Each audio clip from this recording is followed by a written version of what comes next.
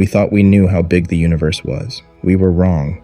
A golden machine, drifting alone more than 1 million miles from Earth, just looked into what we thought was empty darkness. And it wasn't empty. It was full. Full of galaxies. Full of light.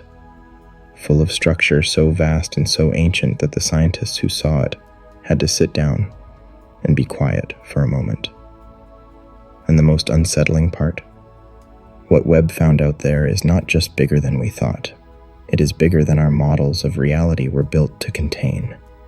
Right now, a telescope is watching the universe age. Not a corner of it, not a slice of it. It is watching the whole sweep of cosmic history, from the first flickering moments after the Big Bang all the way to the present, all at once, in a single image. Built from light that has been traveling toward us for billions of years without ever being seen. Its name is the James Webb Space Telescope, and the story of what it has been revealing about the true scale of the universe is the kind of story that does not let go of you easily. It settles in slowly. It comes back to you in quiet moments. It changes the way the night sky feels when you step outside and look up. Because what Webb has found is not just that the universe is large, it is that the universe is almost incomprehensibly more organized, more populated, and more ancient in its complexity than the best science we had ever produced was prepared to find. And once you understand what that means, you cannot quite go back to the version of the universe you had before. For decades, the number sat in textbooks and documentaries and science museum placards without anyone really examining whether it was right. 100 billion galaxies. That was the figure. The universe contains somewhere between 100 billion and 200 billion galaxies, each one a city of hundreds of billions of stars, each one separated from its neighbors by voids so large that light needs millions of years to cross them. It was already an incomprehensible number.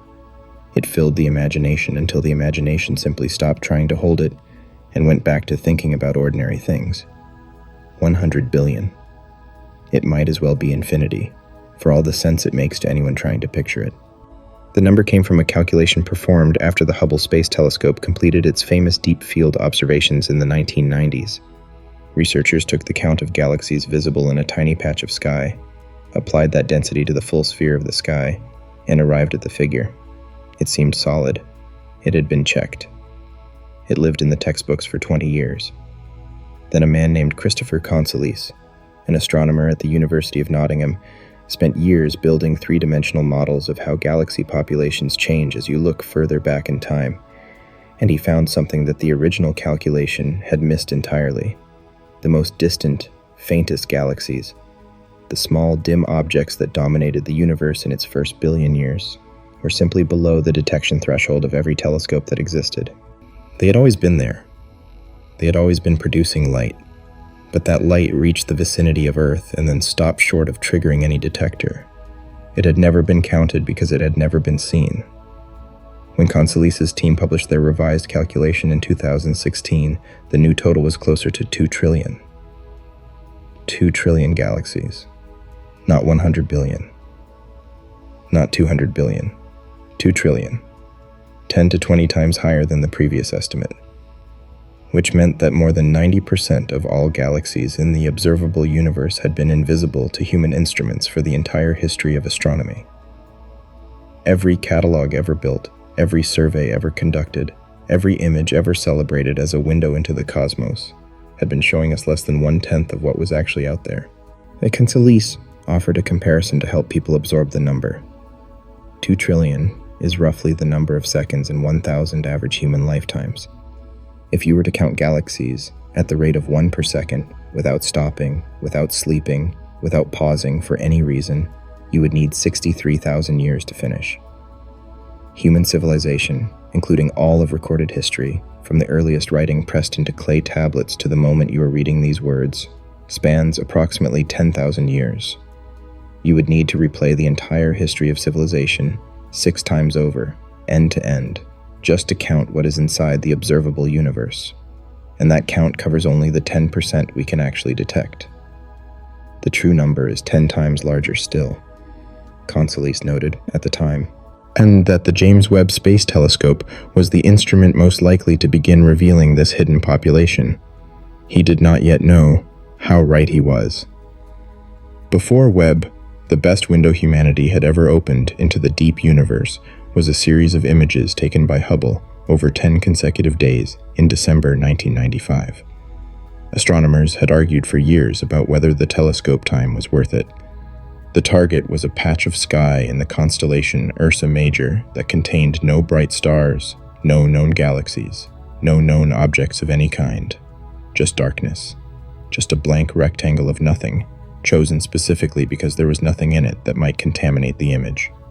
Pointing the most expensive telescope in human history at an empty piece of sky and leaving it there for 10 days felt, to some people, like a profound waste. Others argued that the emptiness was exactly the point. The results silenced the argument. Within that patch of sky, so small you could cover it completely by holding a single grain of sand at arm's length, researchers counted approximately 3,000 galaxies. Each one of those galaxies contained hundreds of billions of stars. Each one had been there, waiting, in a direction that everyone had assumed was empty. The image was called the Hubble Deep Field. Scientists repeated the observation at higher sensitivity in later years, and the count in that same tiny window climbed to approximately 10,000 galaxies. 10,000 separate island universes, each comparable in scale to our own Milky Way, all crammed into a patch of sky the size of a single millimeter held at arm's length. Then came the arithmetic that genuinely disturbed people. The full sky contains room for about 13 million patches that size. If each patch holds roughly 10,000 galaxies, then a rough extrapolation puts the total galaxy count somewhere between 100 billion and 200 billion. That was the figure that sat in the textbooks for 20 years, and it felt unimaginable. It felt like more than enough. It was also, as we now know, a dramatic undercount. The James Webb Space Telescope was designed specifically to see what Hubble could not. Where Hubble operated primarily in visible light, Webb operates in infrared, which allows it to penetrate the cosmic redshift that stretches the light of the most ancient galaxies into wavelengths that visible light telescopes cannot detect. Engineers knew before launch that a deep field observation with Webb would go further back in time and further down in brightness than anything previously attempted. What they underestimated was how quickly those observations would overwhelm every prediction they had built. The first Webb deep field image was a single 12.5-hour exposure. It showed thousands of galaxies in a patch of sky smaller than that grain of sand. Not just the cluster it was pointed at, but galaxies behind it, billions of light years deeper into the universe, smeared and stretched into luminous arcs by the gravity of the cluster in the foreground. Some of those background galaxies existed when the universe was less than 1 billion years old. A few appeared to go back even further than that. And the director of NASA presented the image to the President of the United States before the public release. He described it as the deepest view of the universe ever captured. He was correct at that moment. What the image proved was not merely that the telescope functioned as designed. It demonstrated that Webb was operating far beyond its minimum requirements, collecting light with a precision and sensitivity that exceeded the most optimistic engineering projections. And the telescope was just getting started. Designing the largest survey ever attempted with the most expensive telescope ever built is exactly as complicated as it sounds. And the arguments over how to do it went on for years before the first pixel was captured. The survey that eventually emerged from that process is called Cosmos Webb. Yes, it was granted 255 hours of telescope time, which in the currency of James Webb represents an enormous investment. Every hour spent on one target is an hour not spent on something else. The teams making the case for a massive wide-field survey had to convince the scientific community that covering a large area of sky in detail was worth the cost of everything they would not be observing. The co-principal investigators, led by researchers at the Rochester Institute of Technology and the University of California, Santa Barbara, mapped an area of sky roughly 3 times the size of a full moon. They used Webb's near-infrared camera to cover half a square degree of the cosmos field. It's a patch of sky in the constellation sextants that had been studied by dozens of telescopes over the previous 2 decades, and was chosen specifically because so much prior data existed to compare against. The technique required stitching together more than 10,000 individual images into a single coherent mosaic. In June 2025, the team released the full Cosmos Webb catalog. It contained nearly 800,000 galaxies, each detected across 37 photometric bands, meaning each galaxy was measured at 37 different wavelengths of light. The combination of those measurements allowed researchers to estimate not just where each galaxy was in the sky, but how far away it was, how old its stars were, how fast it was forming new ones, and how much dust it contained. 800,000 galaxies in a patch of sky 3 times the size of the full moon. Maximilien Franco of the University of Paris-Saclay, who led the imaging analysis, described watching previously invisible galaxies appear on the screens for the first time. He said it was incredible to reveal objects that had been entirely hidden at other wavelengths, and deeply gratifying to finally see them show up after years of preparation. The scale of the catalog is genuinely difficult to hold in the mind all at once. If you printed the Cosmos Webb mosaic at the density of a standard newspaper, the image would stretch across a surface the size of a full football pitch. Every smear, every blur, every barely resolved speck in that newspaper would be an entire galaxy. Hence, the survey spans cosmic history from objects relatively nearby to galaxies that existed when the universe was barely 7% of its current age. In a single mosaic, researchers captured most of the 13.8 billion years that the observable universe has been in existence. The Cosmos Webb mosaic covers approximately 1/100,000th of the total sky. Extrapolate its galaxy density across the full celestial sphere, and you arrive at a number consistent with 2 trillion, which means Consolise's revised estimate, the one that shocked the field in 2016, has now been confirmed by direct observation. More than 90% of all galaxies in the observable universe have never been seen by any instrument built by any civilization on this planet. Most have never been photographed. Most have never been named. Most will require telescopes that do not yet exist to detect at all. To understand why the Webb images are so strange, you have to understand something about light that sounds simple but keeps revealing new depths the longer you sit with it. Light travels fast, about 186,000 miles per second.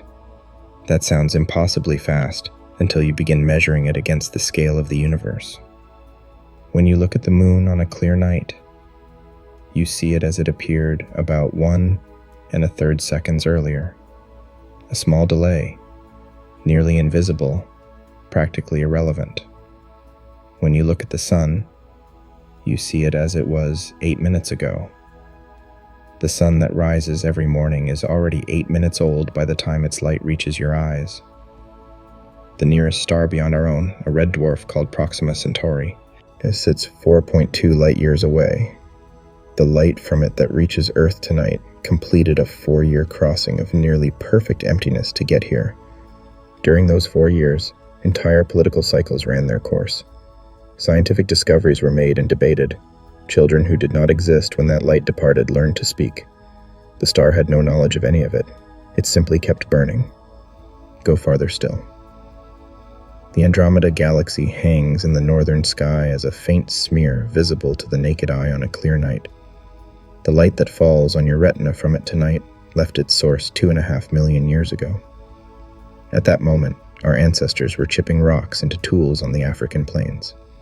They had no concept of galaxies, of telescopes, of the void they lived inside. That ancient light has been crossing space ever since. And it did not wait for us to exist. It simply arrived. Now move to a scale that makes Andromeda feel close. The galaxy MOM-Z14, confirmed spectroscopically by a team at Yale University in May 2025 at the highest redshift ever measured, is so far away that its light traveled for 13.5 billion years before James Webb intercepted it. When the telescope decoded that signal into an image, it was capturing a galaxy as it appeared when the universe was only 280 million years old. Our solar system did not yet exist. The atoms in every human body had not yet been forged inside any stellar furnace. The Milky Way itself was still assembling its first structures in the dark.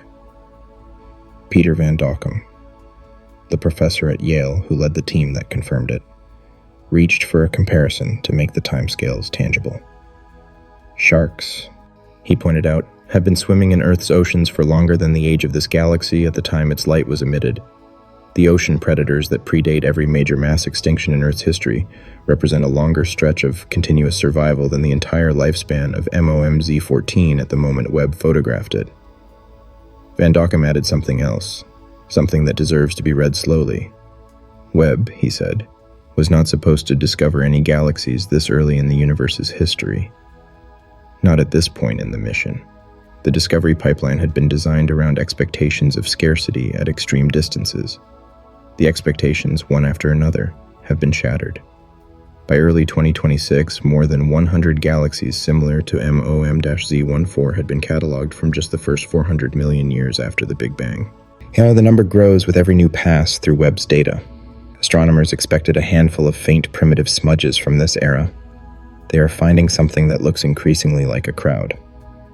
The crowd is doing something the entire theoretical framework of modern cosmology was designed to prevent. The standard cosmological model is one of the most successful scientific theories ever constructed. It describes how the Big Bang produced a nearly uniform universe, how tiny quantum fluctuations in density grew into seeds of structure, how gravity amplified those seeds into clumps of dark matter, how gas fell into those clumps and fragmented into the first stars, how those stars gathered into the first galaxies hundreds of millions of years later. And the model is supported by decades of observation and makes accurate predictions across an enormous range of cosmic scales. Most cosmologists regard it as one of humanity's crowning intellectual achievements. Webb has spent 3 years finding things the model says should not exist. The problem began accumulating before MOM-Z14, as the telescope turned toward deep fields and gravitational lenses, and began cataloging galaxies at extreme distances. A pattern emerged. The galaxies being found were too massive, too bright, too chemically evolved. They contained too many stars for their age, too much enrichment, too much organized structure. At every distance where the model made confident predictions about what should be there, Webb kept finding something more. And Michael Boylan Colchin, of the University of Texas at Austin, ran the numbers carefully and published the result. Some of the massive galaxies Webb found at the highest redshifts require star formation efficiencies of 50% or higher to have assembled their stellar mass in the available time. In the present-day universe, the fraction of available gas that actually converts into stars typically sits between 1 and 5%. The standard model predicts a theoretical maximum of 10 to 20% under the most favorable conditions ever modeled. To reach 50% requires conditions that the existing framework has no mechanism to produce. Some galaxies appear to need efficiencies approaching 100%.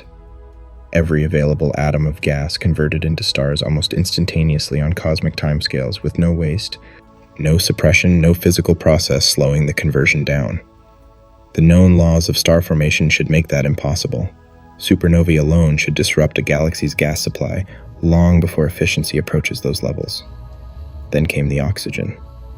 In early 2025, 2 independent research teams working separately, using the ALMA radio telescope array, pointed at a galaxy that existed only 290 million years after the Big Bang.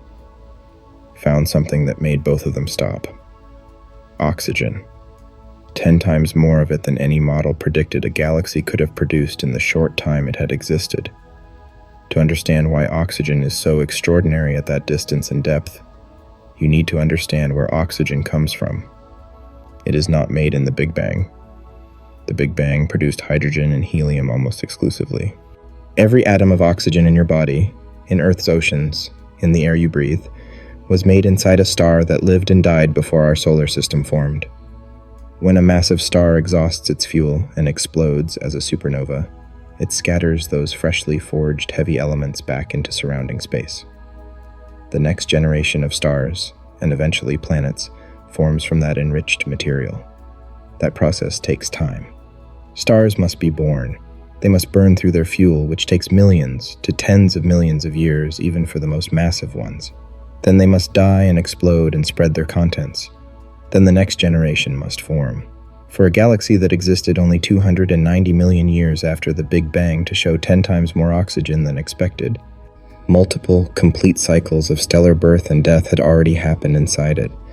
Multiple generations of massive stars had lived and died, each one enriching the raw gas available to the next generation. Both teams were equally astonished. The evidence, one researcher said, opened a new view on the first phases of galaxy evolution that nobody had been prepared for. A galaxy could become this chemically advanced this fast. The enrichment that took the Milky Way billions of years to accumulate had already happened, at a fraction of that time, inside this compact, blazing structure. The two discoveries, the impossible galaxies and the impossible oxygen, point in the same direction.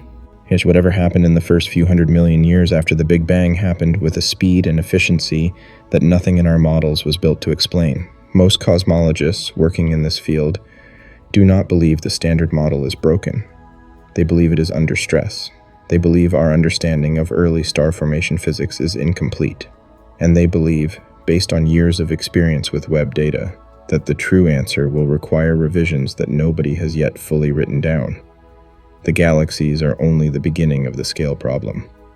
Step back from the individual objects and look at what Webb has revealed about the structure of the universe as a whole. Not where the galaxies are, but how they are arranged. What connects them? What holds the pattern together? In January 2026, and a result was published in the journal Nature Astronomy that described something researchers had been trying to produce for decades. Diana Scognamiglio, a researcher at NASA's Jet Propulsion Laboratory, had been working toward a map that should, by any reasonable accounting of available instruments, have been impossible to make. Dark matter emits nothing, reflects nothing, and absorbs nothing. It interacts with ordinary matter only through gravity. There is no camera that can photograph it, no spectrograph that can fingerprint it, no wavelength of light it produces for any detector to catch. Every dark matter map ever made has been a reconstruction, an inference drawn from the gravitational effects dark matter leaves on things that can be seen. For years, those reconstructions had been blurry, useful but imprecise, like trying to read a road map through a fogged window. What Scognamiglio's team did with the Cosmos Webb survey data was use approximately 250,000 background galaxies as probes. The idea behind the method, called weak gravitational lensing, is subtle and slightly vertiginous when you first encounter it. Consider a galaxy 10 billion light-years away. Between that galaxy and Webb's mirror lies a vast, invisible architecture of dark matter distributed across hundreds of millions of light-years. None of it emits light, but its gravity bends the path of light passing through it. And that bending, ever so slightly, distorts the apparent shape of the distant galaxy as seen from Earth. The distortion is tiny, a fraction of a percent of the galaxy's total apparent size. On any single galaxy, the effect is completely undetectable against the natural variation in how galaxies happen to be shaped. But when you analyze 250,000 background galaxies simultaneously and search for coherent patterns in their distortions, the dark matter signal rises out of the noise. Galaxies positioned behind a dense region of dark matter are all distorted in a consistent direction. By mapping where these correlated distortions appear across the survey, you reconstruct where the invisible mass concentrations are located. You build a map of what cannot be seen from the echoes it leaves in what can.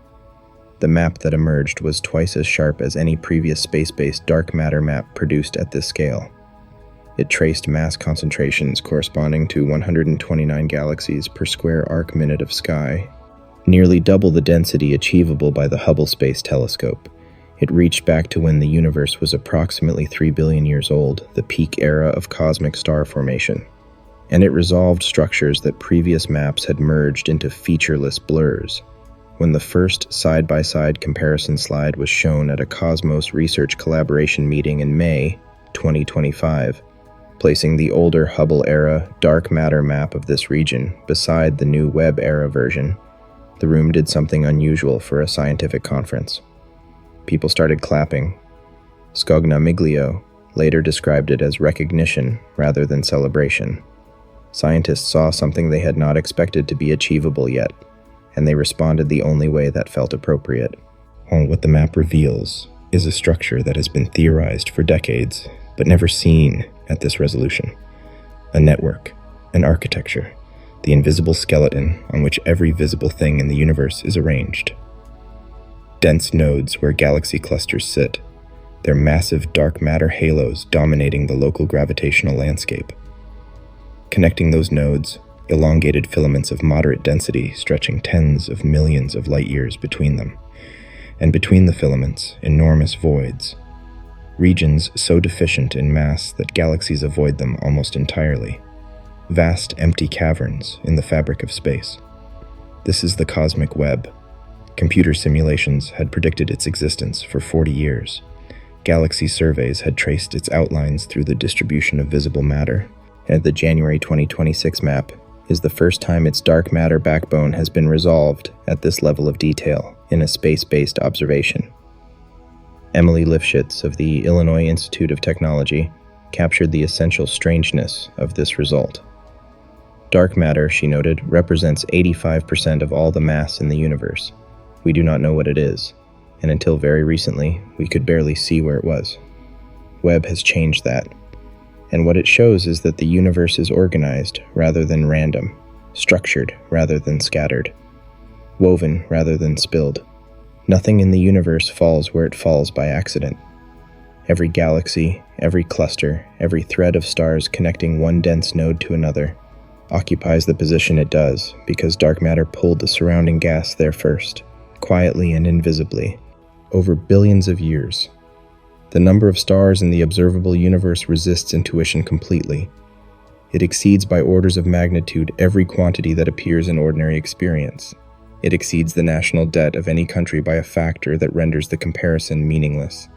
It exceeds the number of cells in a human body by approximately 1 billion times.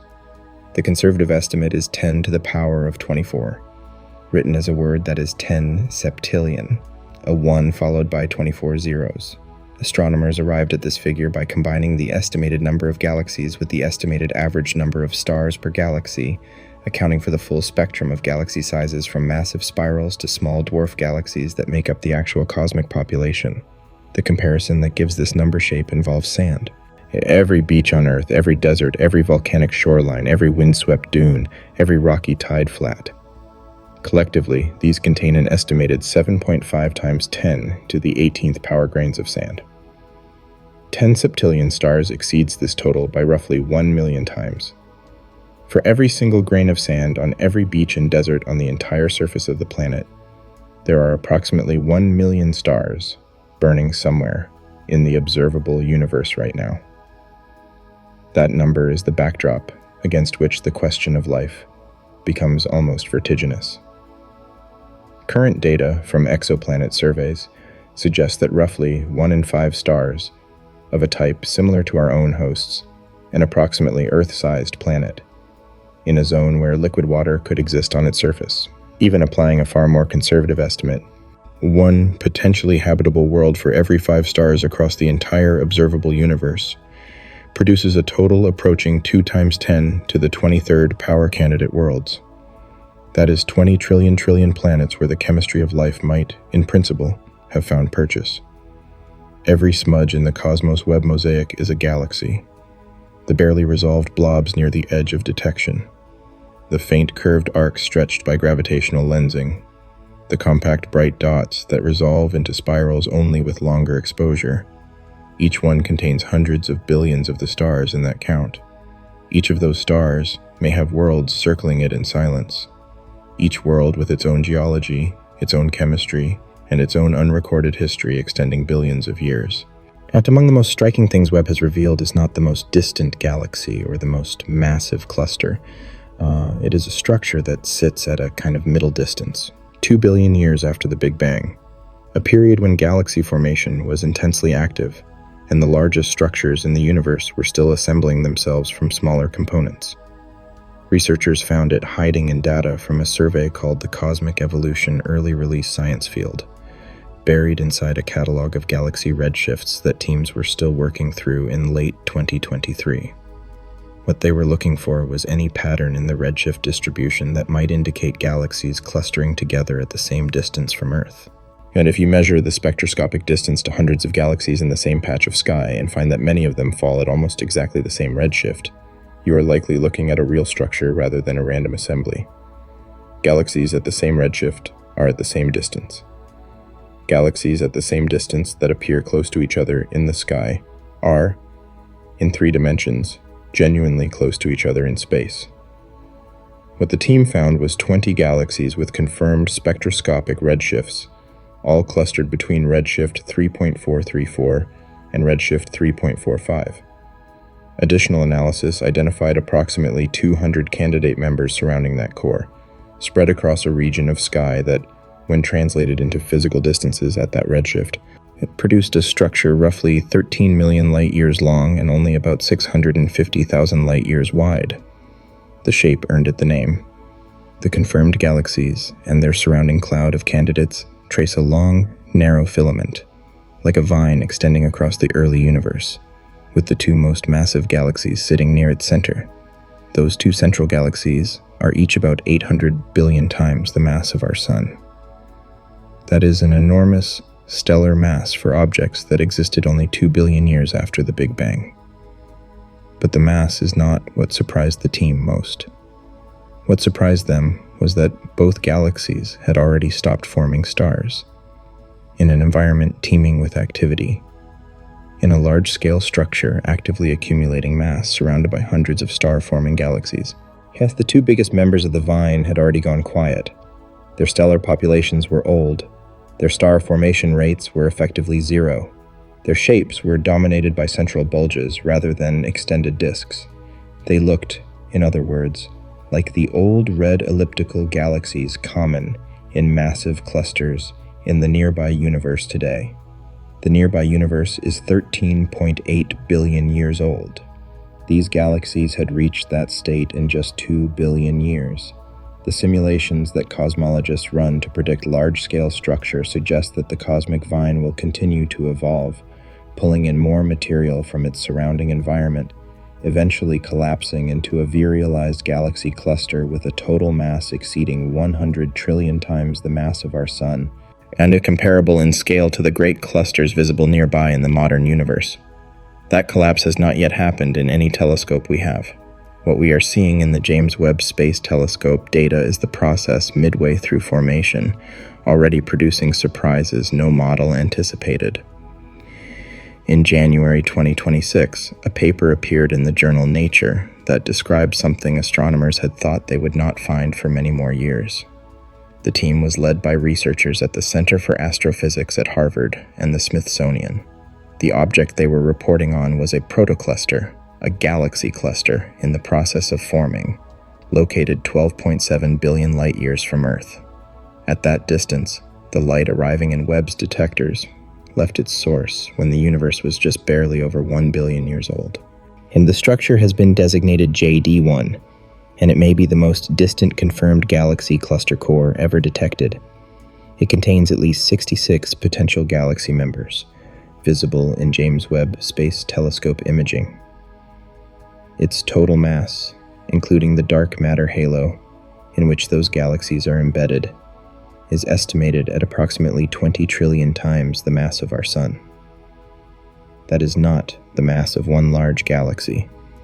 That is the mass of an entire galaxy cluster assembled when the universe was less than 8% of its current age.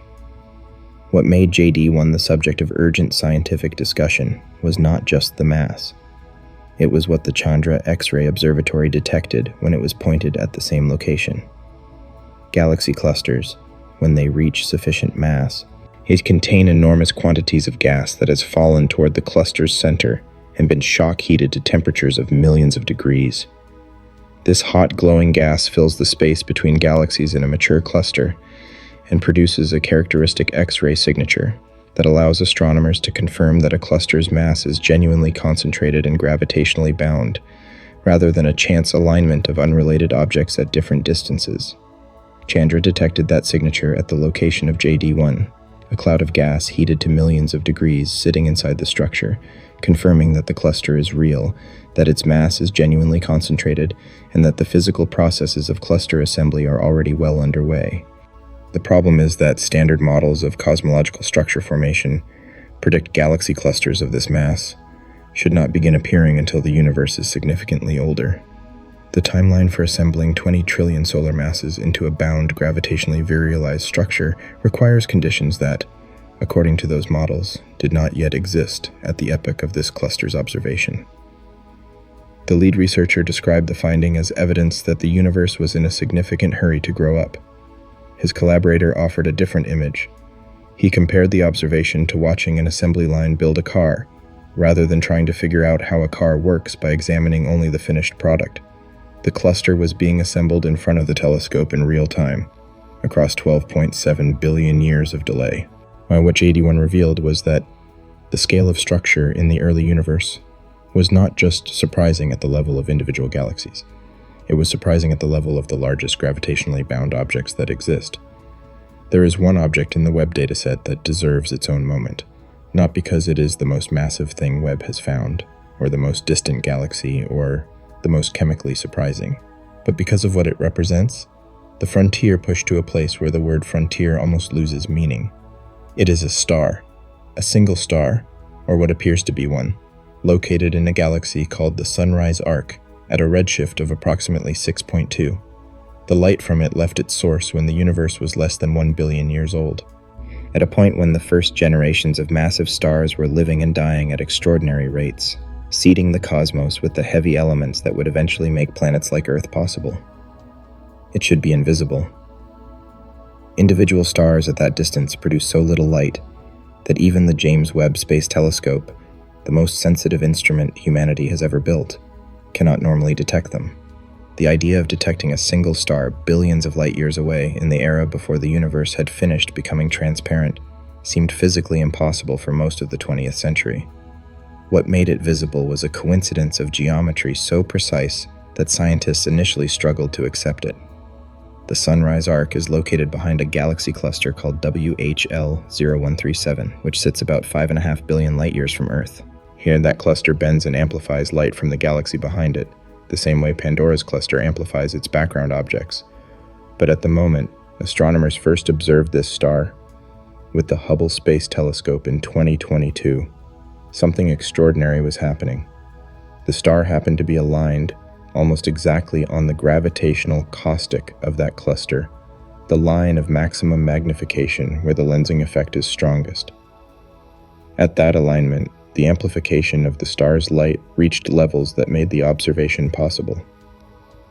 Estimates of the true magnification varied widely, but the enhancement was enormous, potentially tens of thousands of times. That amplification is what made a star from the first billion years of the universe detectable by instruments in orbit around a planet that did not yet exist when the star was shining. Follow-up observations with the James Webb Space Telescope measured the star's spectrum more precisely. What came back was not the clean signature of a single hot star. The data suggested something more complex, possibly a binary system, two stars orbiting each other, with temperatures ranging from roughly 9,000 to 34,000 Kelvin. The star was given a name, Arundel, from an Old English word meaning rising light, chosen deliberately because the object it describes arrived at humanity's instruments after a journey of nearly 13 billion years. For the moment of its discovery, Arundel held the title of the most distant individual stellar object ever resolved by human instruments. The frontier of individual stellar detection had been pushed to a place in the universe where the very first stars were forming. In 2024, a team led by Angela Adamo at Stockholm University published a result in the journal Nature that described something nobody had seen before and nobody had known to look for. Adamo leads a research group focused on how star clusters form, grow, and survive across cosmic history. Her team had targeted a gravitationally lensed galaxy called SPT-0615 behind a foreground cluster that sits at a redshift of approximately 10.2. That redshift places the background galaxy 460 million years after the Big Bang, in the thick of the earliest period of organized star formation in the observable universe. When the images processed through the pipeline and the team sat down to examine them, Adamo described the experience as a chain of small shocks arriving in rapid succession. Inside a region spanning less than 230 light-years across, the team resolved 5 compact objects, 5 separate distinct concentrations of stars, each one spanning only about 3 light-years in intrinsic size, each one packed with approximately 1 million stellar masses. Those 5 objects are now called the cosmic gems arc. The density of these clusters is the number that most clearly communicates what makes them extraordinary. Star clusters in the nearby universe, including the younger ones forming in active star-forming galaxies today, have stellar surface densities ranging from a few hundred to a few thousand times the mass of our Sun per square light-year. The cosmic gems clusters have stellar surface densities 1,000 times higher than the densest young star clusters observed anywhere in the local universe. They are packed to a degree that appears essentially nowhere in the galaxy population around us today. At those densities, something interesting and potentially important happens. Massive stars crowd together closely enough that they interact gravitationally on timescales shorter than their individual stellar lifetimes. Runaway mergers become possible, where star after star falls into a growing central mass, accumulating until the product is something too massive to have formed through ordinary stellar evolution. That pathway is one proposed mechanism for creating intermediate mass black holes, whose existence has long been suspected, but whose formation process has never been directly observed.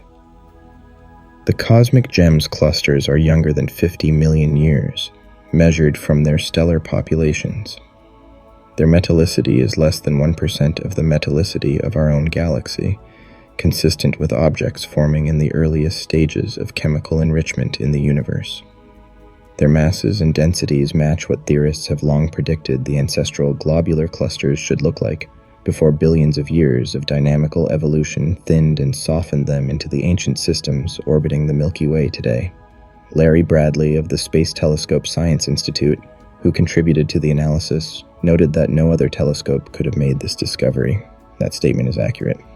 Without the combination of Webb's infrared sensitivity and the cluster's gravitational magnification, these 5 objects would remain invisible, embedded in data that we would never know how to read. What those 5 clusters represent is the possibility of watching the birth of structures that have been with us, in evolved form, for the entire history of the galaxy. Precursors, ancestors, the rough drafts from which the cosmos eventually made the polished globular clusters that orbit ancient galaxies today, born 460 million years after everything began. Return for a moment to the dark matter map, because what it shows, when you look at it carefully, is not just a static picture of where mass is concentrated. It is a record of how the universe built itself, a blueprint drawn in invisible ink, visible only through the distortions it leaves on the light passing through it.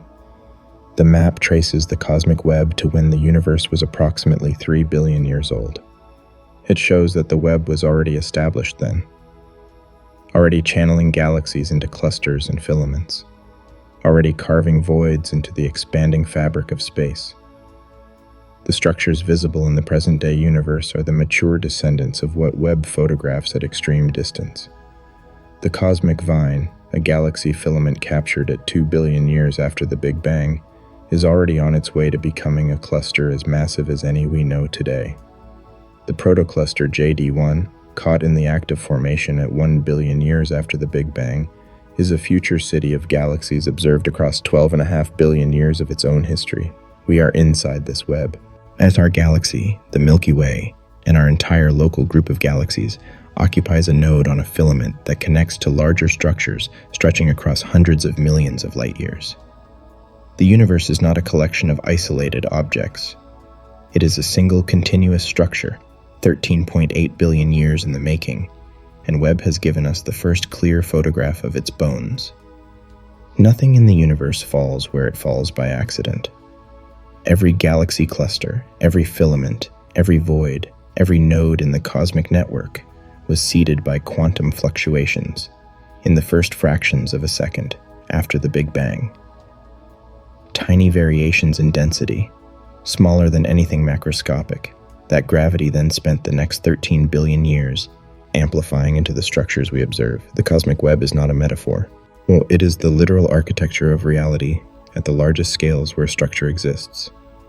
And the dark matter that traces it, the 85% of all mass that we cannot directly see, is the material the universe used to build its own skeleton. Emily Lifshitz, describing this to a general audience, put it plainly. If you knew nothing about the structure of the universe, she said, you might assume galaxies were distributed at random. Stand outside on a clear night, and the stars overhead appear scattered without obvious pattern. Scale that intuition up to the full three-dimensional universe, and you would be comprehensively wrong. Galaxies trace the cosmic web. They cluster where the dark matter web is dense, and avoid the regions where it is sparse. This understanding is surprisingly recent. Before the 1980s, many astronomers assumed that galaxies clustered locally, but were distributed roughly uniformly across larger scales. Then the first systematic galaxy redshift surveys mapped thousands of galaxies in 3 dimensions and revealed something nobody had seen coming. Walls of galaxies, hundreds of millions of light years long. Great voids with almost nothing inside. A foam-like structure that looked, in cross-section, like a bubble bath of cosmic scale. Webb's contribution is the extension of that architecture backward in time, showing it not just as it is now, but as it was, across the full depth of cosmic history. The observable universe is approximately 93 billion light-years across. This number puzzles people immediately. If the universe is 13.8 billion years old, and light travels at a fixed speed, and how can we see anything 93 billion light-years away? The answer is that space itself has been expanding the entire time. An object that was, say, 13.8 billion light-years away when it emitted the light we now receive has since been carried by that expansion to a position roughly 46 billion light-years from us today. We see its ancient light, but the object itself is now far beyond that distance. This is not movement through space. Space itself is stretching, carrying everything within it. The volume enclosed by the observable universe is staggering, roughly 4.4 times 10 to the 80th power cubic meters. That is the number 4 followed by 80 zeros. But here's the detail that quietly changes everything. The observable universe is a sphere defined purely by the speed of light and the age of time. It is a horizon, not a wall. It is exactly like the horizon you see when standing on a beach. The ocean continues past it. You simply cannot see that far from where you stand. There is no scientific reason to believe the universe ends at the edge of what we can observe. Strong theoretical reasoning suggests it continues vastly, perhaps infinitely, beyond. Regions of space from which light simply has not yet had time to reach us. Or in some cases, regions so distant that the expansion of space carries them beyond our reach permanently, so that their light will never arrive regardless of how long we wait. The Cosmos Webb survey covered roughly 1,000% of the full sky. Inside that tiny window, 800,000 galaxies. Extrapolating to 2 trillion galaxies across the full observable universe is already a number that strains comprehension. But the observable universe is itself only the visible fraction of what may have no edges at all. Every cosmological model James Webb is testing, every distance record it breaks, every early galaxy it finds in the first few 100 million years after the Big Bang, applies only to the portion of reality we can in principle observe. Whatever lies beyond the cosmic horizon is, by definition, beyond our reach, our knowledge, and our instruments. We are map makers who have charted one small district of a city that may extend without limit in every direction. Most of the universe is invisible. This is not a poetic statement. It is a confirmed scientific result. And it is one of the strangest things humanity has ever had to fully absorb. Everything detectable by any instrument ever built. Every star, every galaxy, every cloud of glowing gas, and every drifting comet. Everything that has ever been observed or measured or photographed. All of it adds up to roughly 5% of the total energy content of the universe. Dark matter accounts for about 27%. Invisible to every form of radiation, detectable only through its gravitational pull on visible matter. Scientists have mapped where it is. They have measured how much there is. They do not know what it is made of, not a hint. Not a candidate particle confirmed in any laboratory. Just the gravitational shadow it leaves on everything around it, silent and pervasive and utterly unidentified. Dark energy accounts for roughly 68%, a property of space itself that drives the universe's accelerating expansion. It is not a substance in the conventional sense. It is more like a background pressure built into the fabric of space, pushing everything apart, growing stronger as space grows. The universe is not just expanding, it is accelerating. The galaxies are not just moving away from each other. They are moving away from each other faster and faster. And the agent driving that acceleration, dark energy, is something for which we have no physical explanation whatsoever. We know it exists because the universe is doing something that requires it to exist. We know how much there is because we can measure its effects. We know almost nothing else. Even within the visible 5%, the emptiness is almost absolute. Else, the average density of matter in the universe works out to roughly 6 protons per cubic meter. A cubic meter is the size of a large cardboard box. Fill that box with ordinary air, and it contains around 25 trillion molecules. Fill it with the average matter content of the cosmos, and you get 6 protons. The universe, for all its galaxies and stars and visible complexity, is more than 99.9999999% empty space. And yet, it does not look empty. The cosmos web mosaic is filled with light. The dark matter map is dense with structure. How can something be simultaneously that empty and that full of complex organization? The answer is clustering. Matter follows the invisible architecture of dark matter filaments, collapsing into dense knots of galaxies while leaving behind enormous voids that span hundreds of millions of light years in every direction. Those voids are genuine abysses, regions of the cosmos where you could travel for 100 million years and encounter almost nothing. The bright galaxies in every deep field image are the extreme concentrations, the mountain peaks of a landscape that is mostly flat and barren. There is a puzzle about the night sky that took generations to resolve, and Webb has made it feel newly strange. 2 trillion galaxies should, by naive calculation, make the night sky blaze with uniform light. Every direction you look should intersect some distant galaxy. The sky should not be dark. This puzzle, first described formally by the German astronomer Heinrich Wilhelm Matthias Olbers in the 1800s, it lingered for generations. If the universe is infinite and eternal, and if it is filled with stars, then every line of sight from Earth should eventually intersect a star.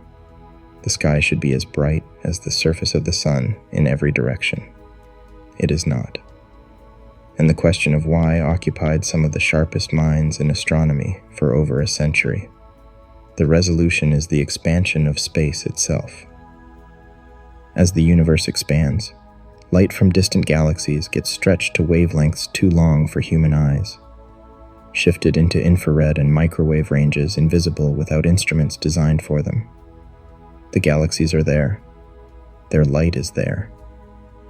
We simply cannot detect it without machines built specifically to receive it. James Webb was built precisely for those wavelengths. It has revealed more of what was hidden in the dark than any instrument before it. Every image it sends back is light that had been traveling toward us for billions of years without being seen. Every galaxy in the cosmos web mosaic is ancient light that finally found a receiver worthy of it. The sky is dark, not because the universe is empty. The sky is dark because our eyes are the wrong instrument for reading what fills it. Webb is the right instrument. And what it reads is not darkness. It is history.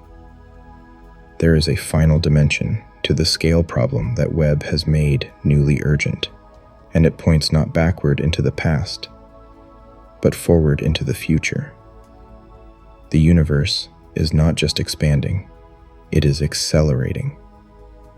This discovery was made in 1998 by 2 independent teams studying distant Type 1a supernovae, a stellar explosion so consistent in their brightness that they can be used as standard candles across billions of light years. Both teams expected to find that the expansion of the universe was slowing down, pulled inward by the collective gravity of all the matter it contained. Instead, they found the opposite. The expansion was speeding up. Distant supernovae were dimmer than they should have been, which meant they were farther away than the models predicted, which meant the universe had been expanding faster than anyone had calculated. The discovery won the Nobel Prize in Physics in 2011, and it introduced into cosmology a term for the unknown quantity driving the acceleration, dark energy. The implications of dark energy for the long-term future of the universe are deeply strange. As the expansion accelerates, galaxies that are currently visible to us will eventually be carried beyond our cosmic horizon. The light they emit will never reach us, receding faster than it can travel.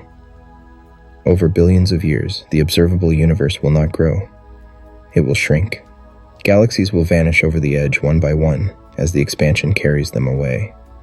The cosmic web that Webb is now mapping in such beautiful detail will gradually disappear from view, galaxy by galaxy, filament by filament, until only the local group of galaxies gravitationally bound to the Milky Way remains visible. Eventually, even the most sensitive telescope imaginable will look out and see a universe almost entirely dark, with no way to know what lies beyond. Future civilizations, billions of years from now if any exist, they may have no way of discovering the Big Bang from their observations. The microwave background radiation left over from the early universe will have redshifted into invisibility. The distant galaxies that allow us today to measure the expansion will be gone. The evidence from which we have reconstructed 13.8 billion years of cosmic history will have vanished over the horizon. We are living in a privileged moment, old enough for complexity to exist, young enough for the evidence of our origins to remain visible. James Webb is our best chance to make use of this window before it closes, not in our lifetimes, but on the timescale of cosmic history, which is already well underway.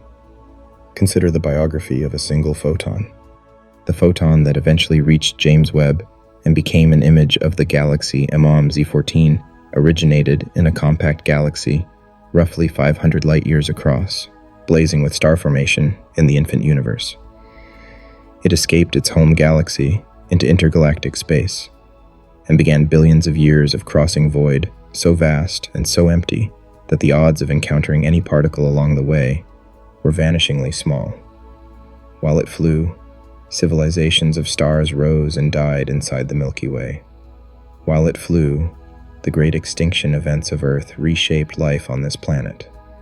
While it flew, mammals diversified, and one species among them built language, philosophy, and science. While it flew, astronomers argued about deep fields and survey designs and telescope time allocations. While it flew, an engineer spent decades building a machine capable of receiving it.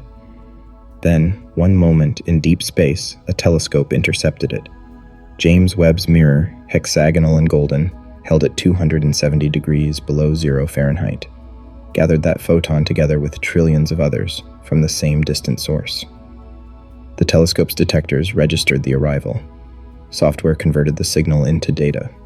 Scientists on Earth opened the files and found a galaxy at the edge of observable time. That photon witnessed the entire history of Earth from a distance. It did not participate. It simply traveled, carrying information that no human instrument had any way of receiving until now. When humans first invented writing roughly 5,000 years ago, the photon had already been traveling for 495 million years. It had completed 99.996% of its journey. Ancient Sumerians were pressing symbols into clay tablets in Mesopotamia, while that photon was making its final crossing, oblivious to everything that would one day stand at the end of its path.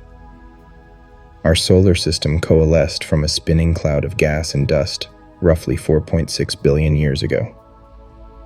At that precise moment, the light from Z14 still had 8.9 billion more years of travel ahead of it. Our star had not yet ignited, Earth had not yet formed, the first oceans did not exist, and that photon was less than halfway through its crossing, flying through an expanding cosmos in perfect silence. Step back from all the individual numbers and try to hold the full picture at once.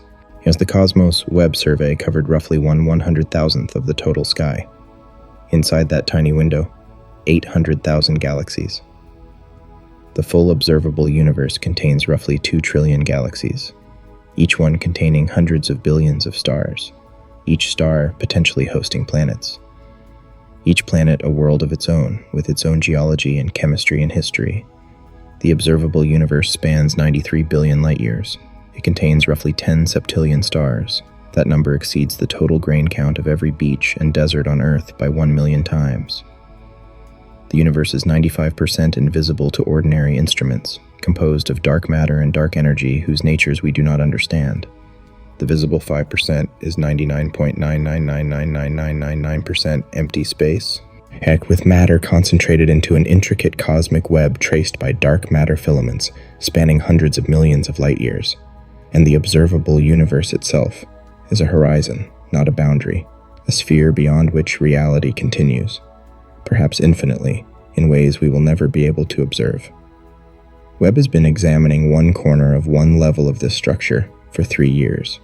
And in those 3 years, it has found early galaxies that violate the predictions of the best cosmological model ever built. It has found oxygen where there should be almost none. It has found galaxy clusters billions of years ahead of schedule. It has photographed a star from the first billion years of the universe through a natural gravitational lens. It has mapped the invisible backbone of the cosmos with precision never achieved before. And it is just getting started. The telescope is expected to operate for at least 20 years. The surveys currently underway will yield data that scientists will spend decades analyzing. The questions Webb has opened are questions that will outlast the careers of everyone now working on them. And the questions it has yet to open, the ones sitting in patches of sky not yet examined, in wavelength ranges not yet explored and objects not yet detected, are unknowable from where we stand. Science has always worked this way. The better the instrument, the more it reveals, and the more the revelation raises new questions faster than the old ones can be answered. Webb is the sharpest instrument humanity has ever turned on the universe. And the universe, apparently, has been waiting patiently to show us just how much we did not know. Yet there is a question that the scale of the universe makes almost unavoidably personal. With 2 trillion galaxies, each containing hundreds of billions of stars, and each of those stars potentially hosting planets, and each of those planets representing a world where the same chemical reactions that produced life on Earth might have run in parallel for billions of years. What are the chances that we are alone? The honest scientific answer is that we do not know. Our sample size is 1. We know life exists on Earth. We know of no confirmed life anywhere else. Drawing statistical conclusions about the probability of life across 2 trillion galaxies from a sample of 1 is an exercise in motivated reasoning as much as genuine inference. But the context that Webb has provided makes the question feel different than it used to. Before Webb, the scale of the universe was a number. A large number, yes, but still something that lived in the abstraction of mathematics rather than in the specificity of images. Webb changed that. When you look at the cosmos Webb mosaic and understand that every faint smear of light in it is a galaxy containing hundreds of billions of stars, each of which may have planets, the scale is no longer abstract. It is concrete. It is visible. It is 800,000 individual data points, each one a candidate. And Webb has confirmed that the chemistry of life is not restricted to the present era. The oxygen found in a galaxy 290 million years after the Big Bang means that the heavy elements necessary for complex chemistry were present in the universe far earlier than expected. The carbon and oxygen and iron and all the other elements that living things are built from were being manufactured and distributed by the first generation of massive stars within the first few 100 million years. The universe has been chemically capable of producing life for almost as long as it has existed. Whether it did, or does, or will, is a different question. One that Webb was not built to answer directly, and one that no instrument yet planned is fully capable of answering.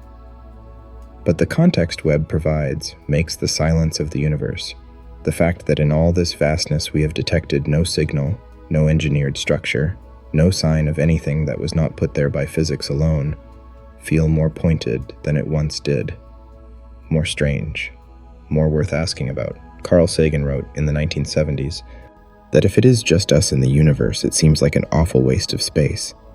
He was trying to convey a feeling that resists precise measurement, that the scale of the cosmos implies something about its possibilities. He could not have known that half a century later, A telescope floating in deep space would provide the most detailed inventory of that space ever assembled, and he could not have known how deeply the images would intensify, rather than resolve, the feeling he was describing. The James Webb images do something to people. They are measurements. The Cosmos Webb Mosaic is a scientific catalog processed through infrared detectors and color-mapped to wavelengths human eyes can interpret. Every color in it is a deliberate choice by the team, a way of representing wavelengths of light that are otherwise invisible to human vision. Yet in a technical sense, the image is not literally what the universe looks like. It is what the universe would look like if your eyes could see infrared light. But at its foundation, it is a record of actual light from actual galaxies that genuinely exist. Billions of them, each containing hundreds of billions of stars. And when you understand what you are looking at, the weight of it lands slowly. 1 galaxy out of 2 trillion. That is our address. The Milky Way, a moderately large spiral roughly 100,000 light-years across, containing somewhere between 100 billion and 400 billion stars, 1 of 2 trillion. Within it, 1 ordinary star, among those hundreds of billions. Around that star, 1 planet at the right distance with the right chemistry, yet producing life that eventually looked upward and asked, what else existed? The dark matter map, published in January 2026, revealed something that sits quietly at the center of all of this. The universe is organized, structured along invisible filaments spanning billions of light years, clusters of galaxies connected by threads of lower density, surrounded by voids that stretch for hundreds of millions of light years. The architecture is hierarchical, intricate, and consistent across the entire observable universe. A universe this organized does not look like an accident. Whether that observation carries deeper meaning is a question science cannot yet answer and may never be equipped to answer definitively. But the fact of the organization, the improbability of a cosmos that is simultaneously this vast and this precisely structured, and carries a quality that the word coincidence struggles to contain. James Webb was built because a species on 1 planet, around 1 ordinary star in 1 of 2 trillion galaxies, decided that understanding the universe was worth $10 billion in decades of collective human effort. That choice says something about consciousness that has no known equivalent anywhere else in the cosmos we can observe. And what consciousness has found, looking back across 13.8 billion years of cosmic history, is that the more clearly we see, the larger and more beautiful the mystery becomes. There is a moment described by Diana Scognamiglio of the NASA Jet Propulsion Laboratory that captures something essential about working at the frontier of knowledge. In May 2025, she showed a comparison slide at a scientific collaboration meeting, placing the new James Webb dark matter map alongside the best previous map of the same region. The room went quiet. Then people started clapping. She described it as recognition, not politeness. A room full of scientists seeing the shape of an old question answered with new clarity. That moment is a small window into the story Webb has been building since it opened its eyes in 2022. Webb was not built simply to produce beautiful images. It was built to answer questions that had been accumulating for a century. How did the first galaxies form? How did the cosmic web emerge from the smooth plasma of the early universe? What happened in the first few 100 million years after the Big Bang? How common is the chemistry that produces complex molecules? The telescope has provided partial answers to all of these, and in doing so has generated more new questions than it has resolved old ones. That is precisely how science moves forward. The galaxy, MOM-Z, 13.5 billion light-years away, existed and blazed with star formation before the Milky Way had taken shape. The protocluster JD1, actively assembling 12.7 billion light-years away, showed that the largest structures in the universe were building themselves a billion years earlier than models predicted. The Cosmos Webb survey revealed 800,000 galaxies in a patch of sky 3 times the size of the full moon, and that patch is 1/100,000th of 1% of the total sky. The dark matter map made the invisible scaffolding of the cosmos visible with genuine resolution for the first time. Each of these is an opening, a door left ajar. The observable universe spans 93 billion light-years. It contains 2 trillion galaxies and roughly 10 septillion stars, more stars than there are grains of sand on every beach and desert on the surface of this planet combined. At a conservative estimate of 1 Earth-sized world per 5 stars, the number of potentially habitable worlds in the observable universe reaches into the hundreds of millions of trillions. And we are here, on one of them, using instruments assembled from materials forged in the cores of dead stars, launched into space on rockets built by mathematicians and engineers, operated by scientists who devoted careers to constructing one clear picture of what exists. Looking back at all of it, trying to understand what it means.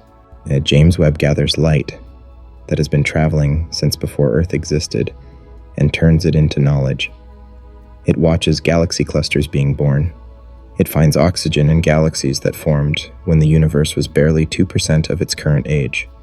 It traces the invisible architecture of dark matter across billions of light years.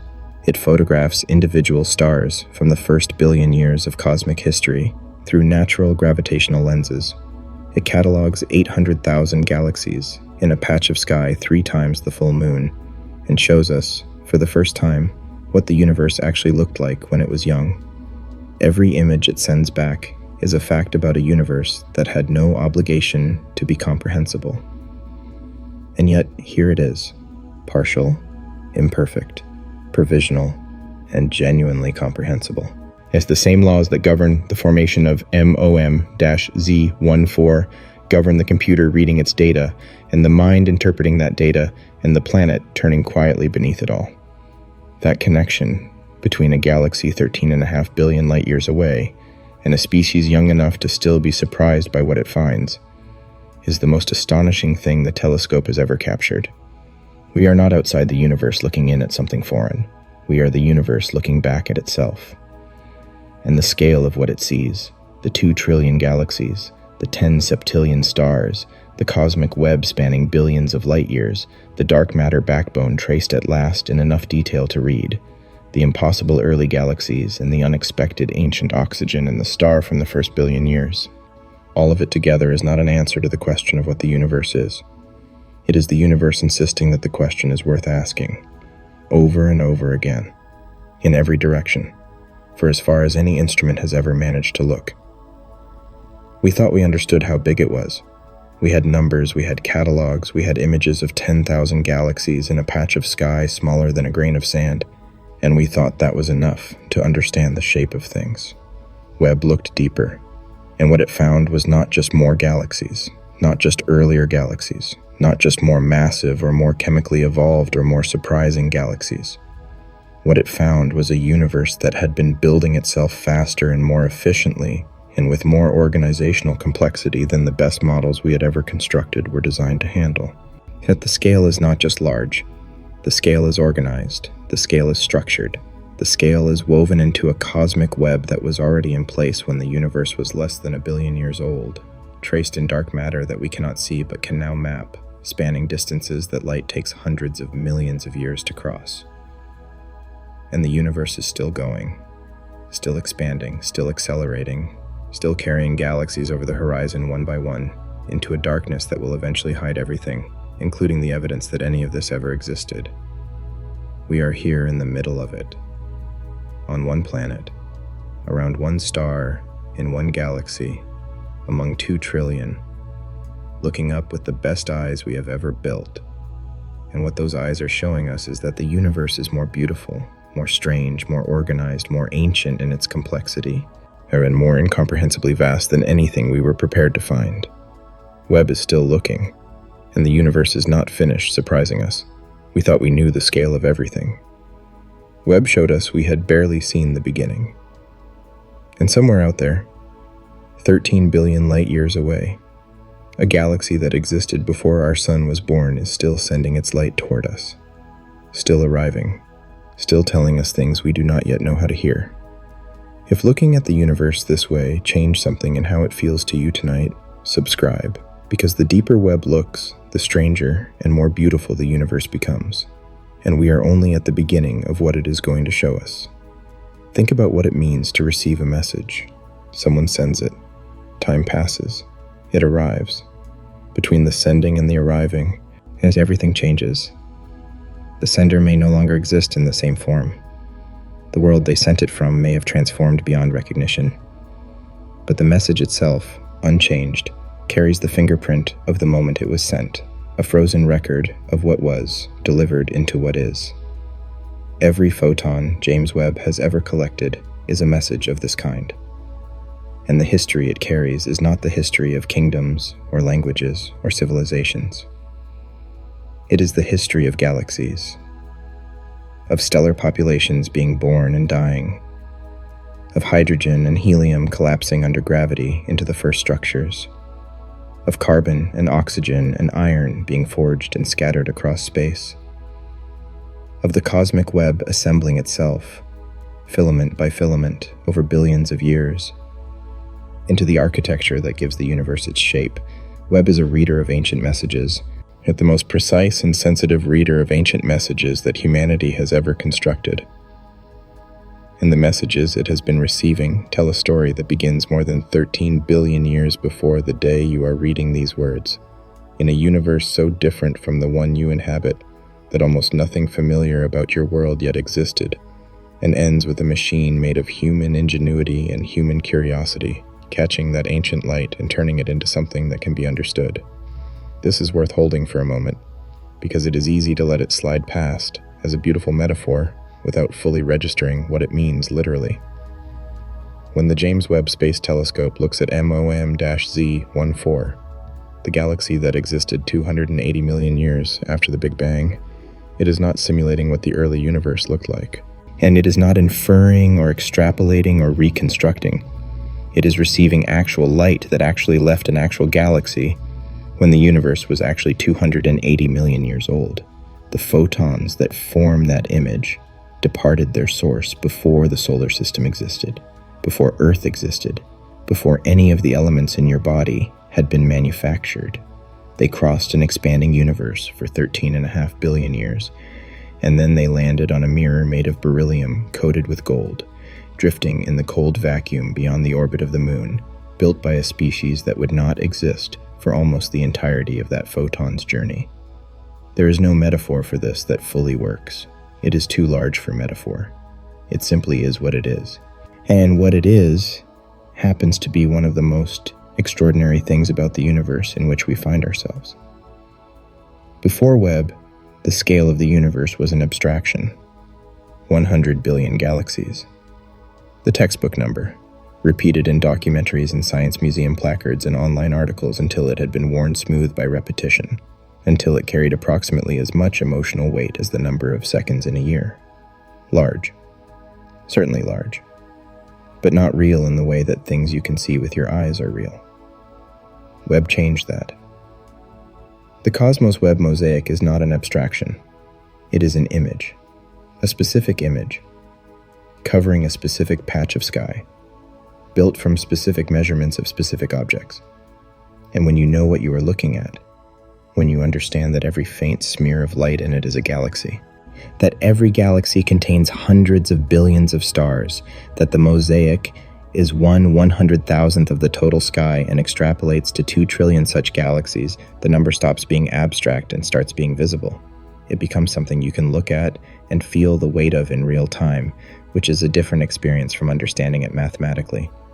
This is one of the most important things Webb has done, not just the science, extraordinary as that is, but the transformation of the universe from a number into a picture, from an abstraction into something you can look at and begin, however imperfectly, to hold in your mind. And the researchers at the Cosmic Dawn Center in Copenhagen who found the cosmic vine were not working with an abstraction when they noticed 20 galaxies clustering at the same redshift in a late 2023 data set. They were working with measurements of real objects at real distances. And when they translated those measurements into a physical structure and found a filament 13 million light-years long and 650,000 light-years wide, already containing dead red elliptical galaxies at 2 billion years after the Big Bang, the scale of it landed not as a number but as a recognition. That is how the scale became real, not through a better textbook number, through a better picture.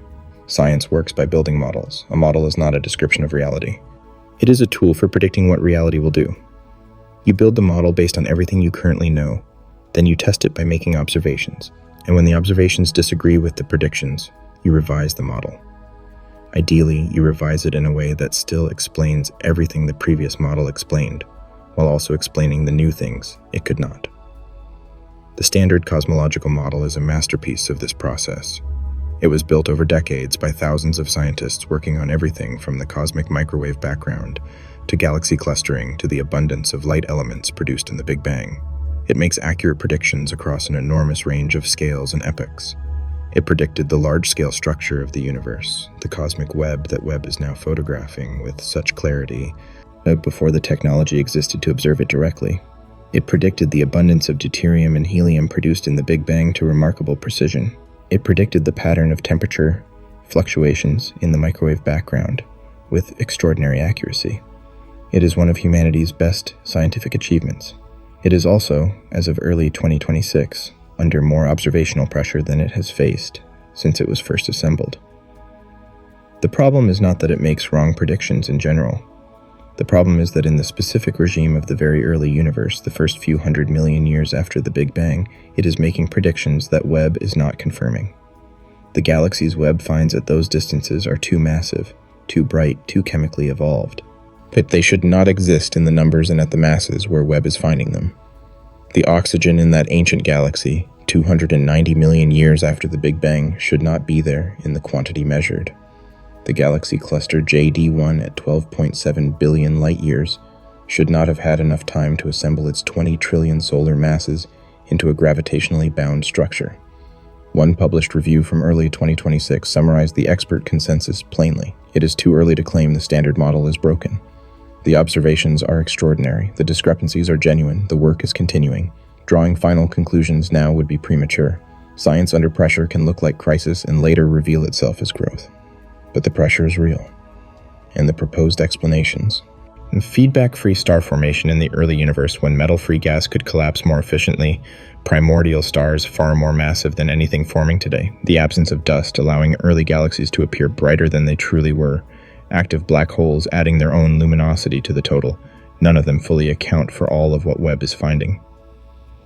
The truth likely involves several of these acting together, and it may involve something else entirely, something the models have not yet been asked to include. That is the most exciting version of the situation. Not that the model is broken, but that the model is incomplete in a specific and important way, and Webb is showing us, for the first time, precisely where the incompleteness lives. Among all the methods Webb uses to see the early universe, and none is more conceptually beautiful than gravitational lensing. The idea was first proposed by Albert Einstein more than a century ago. General relativity predicts that mass curves space-time, and that light, which travels through space-time, must follow those curves. When a massive object sits between us and a more distant light source, the mass acts as a lens, bending the paths of light from the background source and directing more of it toward our telescopes than would otherwise arrive. The effect can be dramatic. In some configurations, it can amplify the apparent brightness of a background object by factors of tens, hundreds, or in extreme cases, tens of thousands.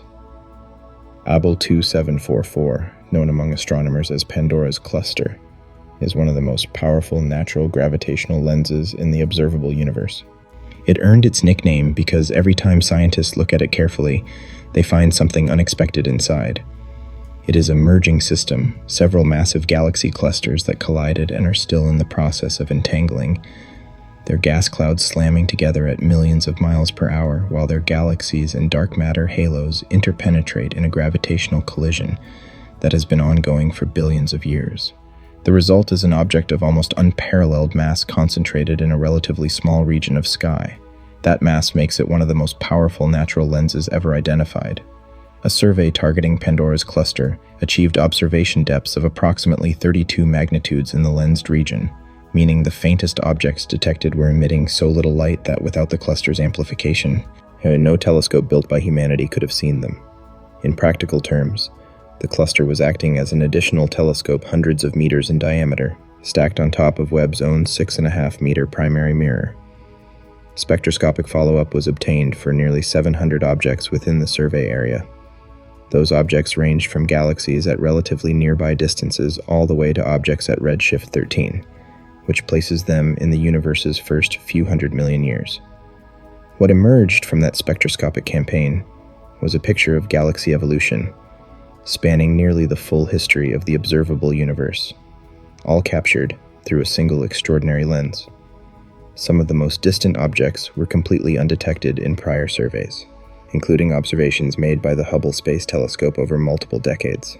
As they existed in deep data, invisible, waiting for an instrument sensitive enough and a natural lens powerful enough to bring them to the surface. The extreme magnification available through Pandora's cluster also allowed scientists to study the internal structure of early galaxies in detail that is impossible in unlensed fields.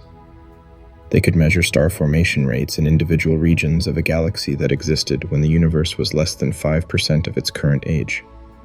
They could see whether those galaxies had central concentrations or were more diffuse. They could begin to ask whether the structures forming in the first billion years resemble the structures visible today. The answer in many cases was that they do not. And the reasons why are still being argued in seminars around the world. Yet a deep field image is a kind of archaeology. Each stratum of the image corresponds to a different epoch in cosmic history. The nearest galaxies, the ones with clear spiral arms and warm orange cores and dust lanes, represent the modern universe. Galaxies forming stars today in a universe 13 billion years old and full of the heavy elements built up by generations of dead stars.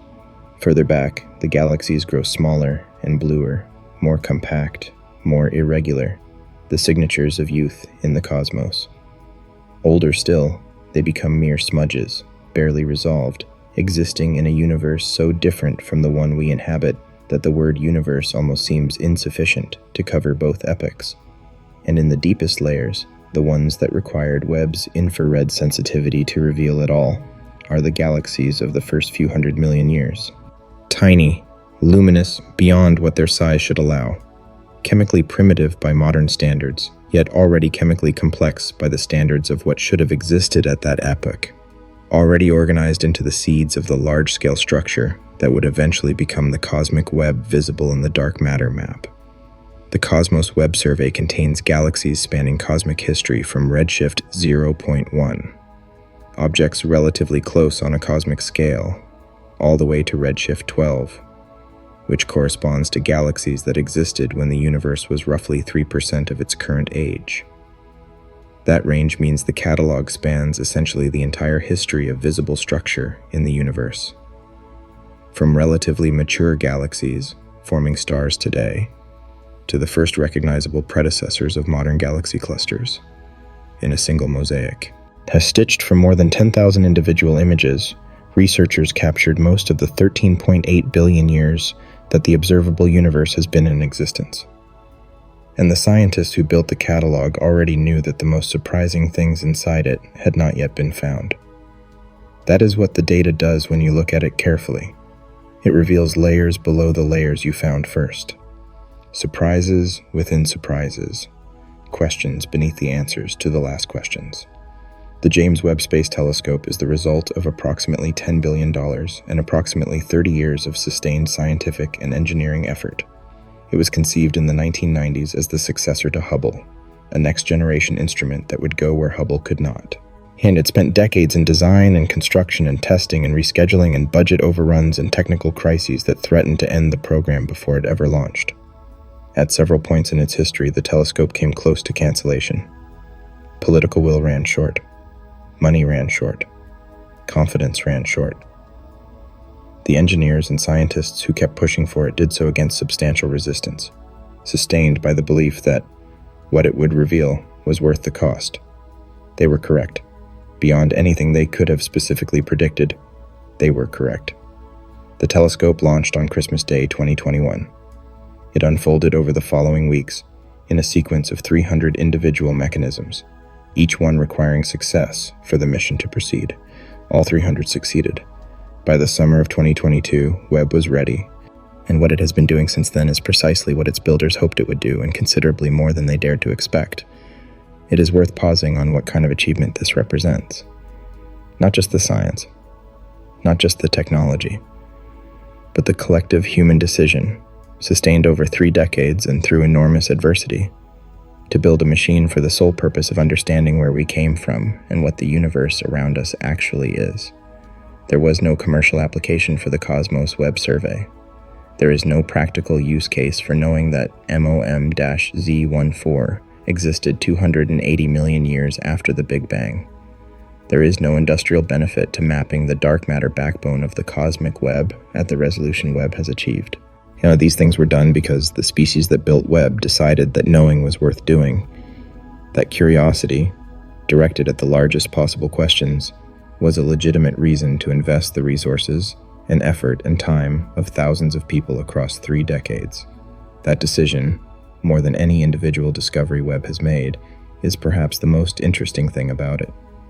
It says something about what we are as a species, that we make choices like this, that we look at the darkness and decide it is worth understanding, that we build instruments to receive messages from galaxies that existed before our planet was formed, and we consider that a reasonable use of human time. There is a phrase that appears at the end of the first script attached to this project. It is the kind of phrase that sounds simple until you sit with it and realize it is not simple at all. We are not outside the universe looking in at something foreign.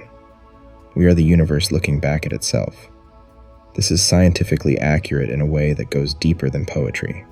The carbon atoms in your body were synthesized in the cores of stars that died before our sun was born. The oxygen you breathe right now was produced by those same stellar deaths, scattered into interstellar space, incorporated into the molecular cloud that collapsed to form our solar system, dissolved into the primordial oceans of early Earth, released by the first photosynthetic bacteria, and concentrated into the atmosphere you breathe. Every atom in you has a history measured in billions of years. You are not an observer of the universe. You are a part of it. A temporary, organized, locally improbable arrangement of matter that the universe produced according to its own laws, which then developed the capacity to look back at the process that produced it. James Webb is an extension of that capacity, the most powerful extension ever built. And when it looks at MOM-Z14 and sends the image back to Earth, what is happening is not a human looking at an alien thing. What is happening is the universe, in one of its organized local configurations, receiving a signal from another part of itself, 13.5 billion years old, and understanding something about what it was when it was young. The scale of the universe is not a backdrop to that story. The scale is the story. The 2 trillion galaxies, the 10 septillion stars, the cosmic web spanning billions of light years. Yet the dark matter we cannot see but can map. The dark energy we cannot explain but can measure. The ancient light arriving after journeys that began before Earth existed. All of it is what the universe is. And we are what the universe produced when it ran long enough and was organized enough in one small corner to develop the capacity to ask what it is. That is the largest fact that Webb has confirmed. Not a galaxy at a record redshift. Not an impossible amount of oxygen in an ancient star-forming region. Not a dark matter map with twice the resolution of anything that came before.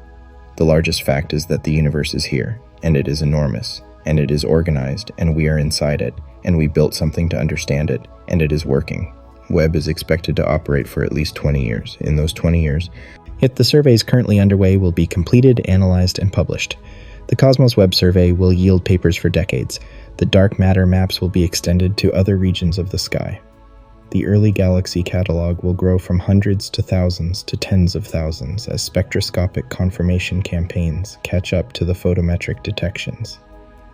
The cosmic gems, the cosmic vine, the Earendel star, the JD1 cluster will all be studied with longer exposures and different instruments as researchers dig into the details that the discovery papers only sketched. And new things will be found that nobody has named yet. That is the nature of this kind of science. You build the best instrument you can, you point it at the sky, you start looking, and the universe, which has been there the whole time, is patiently waiting for anything capable of receiving what it has been sending, begins to reveal itself, layer by layer, surprise by surprise, each answer opening 3 new questions, each new question requiring better instruments or longer observations or new theoretical frameworks to answer. The Nancy Grace Roman Space Telescope, scheduled to launch in the late 2020s, will survey areas of sky thousands of times larger than Webb's deepest fields, trading depth for breadth, mapping the cosmic web across scales that Webb cannot cover. Euclid, launched in 2023, is already mapping large-scale structure at those broader scales. The Vera C. Rubin Observatory in Chile will photograph the entire visible sky every few nights for a decade, building a movie of how the universe changes on timescales ranging from hours to years. Webb fits into this ecosystem as the deepest eye, the one that looks furthest back and sees the faintest things, the one that confirmed that the universe at its earliest epochs is not the simple young place the models predicted, the one that found 800,000 galaxies in a patch of sky 3 times the full moon and showed us for the first time what 2 trillion galaxies actually looks like in practice. The next 20 years will not end the story. They will not answer the question of what dark matter is, or why dark energy exists, or how exactly the early universe produced such massive and chemically complex galaxies so quickly. They will not resolve the tension between the standard cosmological model and what Webb is finding at extreme redshifts. What they will do is deepen the description, and they will make the picture clearer, more detailed, more specific. They will replace some of the current surprises with understanding, and they will introduce new surprises that cannot yet be anticipated. They will move the frontier, as frontiers always move, outward and downward, further into the dark, further back into time, further into the complexity that the universe has been quietly accumulating since the Big Bang. And the images will keep arriving. 13 billion light-years away. 13.5 billion light-years away. Further, eventually, than that. Ancient light landing on golden mirrors, being decoded into understanding by a species that looked up at the darkness and decided it was worth knowing what was there. The universe is larger than we thought. That sentence will still be true 20 years from now. And it will probably still be true 100 years from now. The scale of things does not shrink as we understand it better. It grows. Every instrument we have ever built has made the universe larger, not smaller, more populated, not less, more organized and more structured and more extraordinary and more ancient in its complexity. Webb is the latest in that sequence, the sharpest eye in the longest chain of eyes that humanity has turned on the darkness since the first person looked up at the night sky and wondered what was there. And what is there is more, always more, than anyone was ready for. There is a silence that comes with understanding the true scale of the universe, not the silence of emptiness, which is what people usually mean when they talk about space, but a different kind of silence. And the silence of confronting something so large and so indifferent and so ancient that the ordinary categories of thought do not quite fit around it. You can feel this silence when you look at the cosmos Webb mosaic for long enough, when you stop moving past the image and let it sit in your vision. 800,000 galaxies in a patch of sky 3 times the full moon, each one a city of hundreds of billions of stars, each one receding from every other on the tide of expanding space, each one containing, in all probability, worlds orbiting those stars in silence of their own, worlds that have been there for billions of years, worlds that formed and cooled and may have gathered water and may have developed chemistry and may have produced, over billions of years of patient evolution, something capable of looking upward at its own night sky. And none of them have sent a signal that any instrument we have ever built has detected. That silence is information. The universe is 13.8 billion years old. It contains 2 trillion galaxies. It has been chemically capable of producing life for almost as long as it has existed, as the ancient oxygen in that 290 million-year-old galaxy confirms. And in all that time, in all that space, we have found nothing that was not put there by physics operating without any guiding intelligence. Webb has deepened this silence without resolving it. Every new galaxy it catalogs is another candidate. Every new confirmation that heavy elements were present in the early universe is another indication that the chemistry of life had more time and more space to operate than we knew. And every new catalog entry in the Cosmos Webb survey that turns out to be a galaxy rather than a star rather than noise is another data point in a distribution that keeps pointing at the same result. The universe is vast. It has been available for life for billions of years. And nothing has announced itself. There are explanations. Many of them. The distances are enormous. The timescales are incompatible. Civilizations that develop technology may not stay in their technological window long enough to overlap with other civilizations doing the same thing. Advanced civilizations may communicate in ways we cannot detect. Yet the universe may be younger in terms of life-bearing planets than it is in terms of total age. We may be early. None of these explanations is satisfying in the way that a solved problem is satisfying. They are possibilities. Frameworks for thinking about the silence. And Webb, by expanding the catalog of the universe so dramatically, has made the silence more pointed without making it more explicable. 2 trillion galaxies, 10 septillion stars, hundreds of millions of trillions of potentially habitable worlds, and quiet. That contrast between the enormity of the universe and the completeness of the silence is perhaps the deepest thing Webb has confirmed. Not a discovery in the catalog sense, but a confirmation of the shape of the question. A demonstration that the question of whether we are alone is not a small question, hedged about with uncertainties that make it almost meaningless. It is a large question, a question whose answer either way matters enormously, a question that the scale of the universe makes more urgent, not less. Stand outside on a clear night. Look up. The stars you see with the naked eye are almost entirely within a few thousand light years of Earth. The furthest naked eye object visible from most of the planet is the Andromeda Galaxy, a faint smear in the northern sky that anyone with good vision can spot under dark skies. The light from it left its source 2.5 million years ago. At that moment, the hominids, who would eventually become you, were chipping stones on the African savanna. No one who has ever lived on this planet was alive yet when that light began its crossing. And yet it arrives every night, landing on your retinas, carrying, in its wavelengths, information about a galaxy that dwarfs our own. That is the nearest major galaxy. Webb routinely photographs objects hundreds of millions of times farther away than Andromeda. It catalogs galaxies at distances that make Andromeda feel like a neighbor across the street. The light from MOM-Z14 was already old when Andromeda's light began its journey. It was already most of the way to us when the ancestors of every living thing you have ever seen first crawled out of the primordial ocean onto dry land. And yet for most of human history, the night sky was simply beautiful. People looked up at the stars and saw patterns and told stories and mapped the sky with the same care that they mapped the land, giving names to stars the way they gave names to rivers and mountains. And the sky was close, present, intimate. The scale revealed by modern astronomy and deepened by Webb is not a comfortable replacement for that intimacy. It does not make the sky feel closer. It makes it feel further, vaster, stranger, and at the same time, somehow more significant. Because the farther away the universe is, the more astonishing it is that the part of the universe we inhabit, this small planet, around this ordinary star, in this unremarkable spiral arm of this one galaxy among 2 trillion, managed to produce something capable of looking back at the rest of it. The scale is not a backdrop to human experience. The scale is context for it. And the context says something. The universe did not have to be this large. It did not have to be organized into a cosmic web of this intricacy.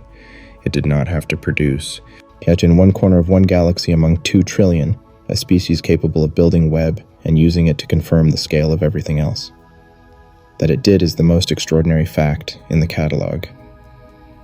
Larger than any galaxy, older than any cluster, more improbable than any event in the early universe that Webb has yet photographed. Numbers at cosmic scales do something strange. They stop being numbers in the ordinary sense and become more like gestures in the direction of something too large to fit in the mind all at once. 2 trillion, 10 septillion, 93 billion light years, 13.8 billion years, 85% dark matter, 68% dark energy, 1/100,000th of the sky, 800,000 galaxies in a single survey. Each of these numbers is accurate. Each one has been measured, verified, checked against multiple independent methods, published in peer-reviewed journals, and accepted by the scientific community as the best current description of some aspect of the universe. They are not approximations in the casual sense. They are the product of extraordinary precision and care. And yet they do not quite land. They sit in the mind as abstractions. Large abstractions, yes. Abstractions with implications that can be traced out carefully into genuinely surprising conclusions. But abstractions nonetheless. What Webb does, and what no previous telescope has done as effectively, is turn those abstractions into pictures, into images of specific individual objects, each one real, each one measurable, each one carrying information about a particular place in the universe at a particular moment in cosmic time.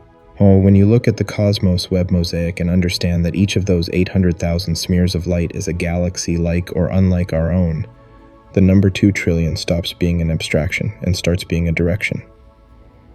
A direction you can look in. A direction that contains more of the same, for as far as anything will ever be able to see. That transformation, from number to picture, from abstraction to direction, is perhaps the most underrated thing Webb has accomplished. The science is extraordinary, the distance records are extraordinary, the early galaxies are extraordinary.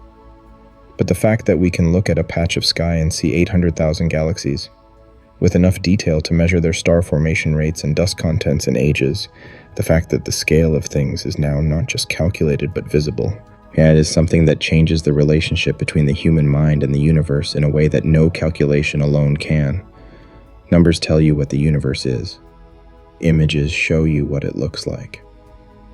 And Webb, for the first time in the history of astronomy, is showing us what the full depth of the universe actually looks like.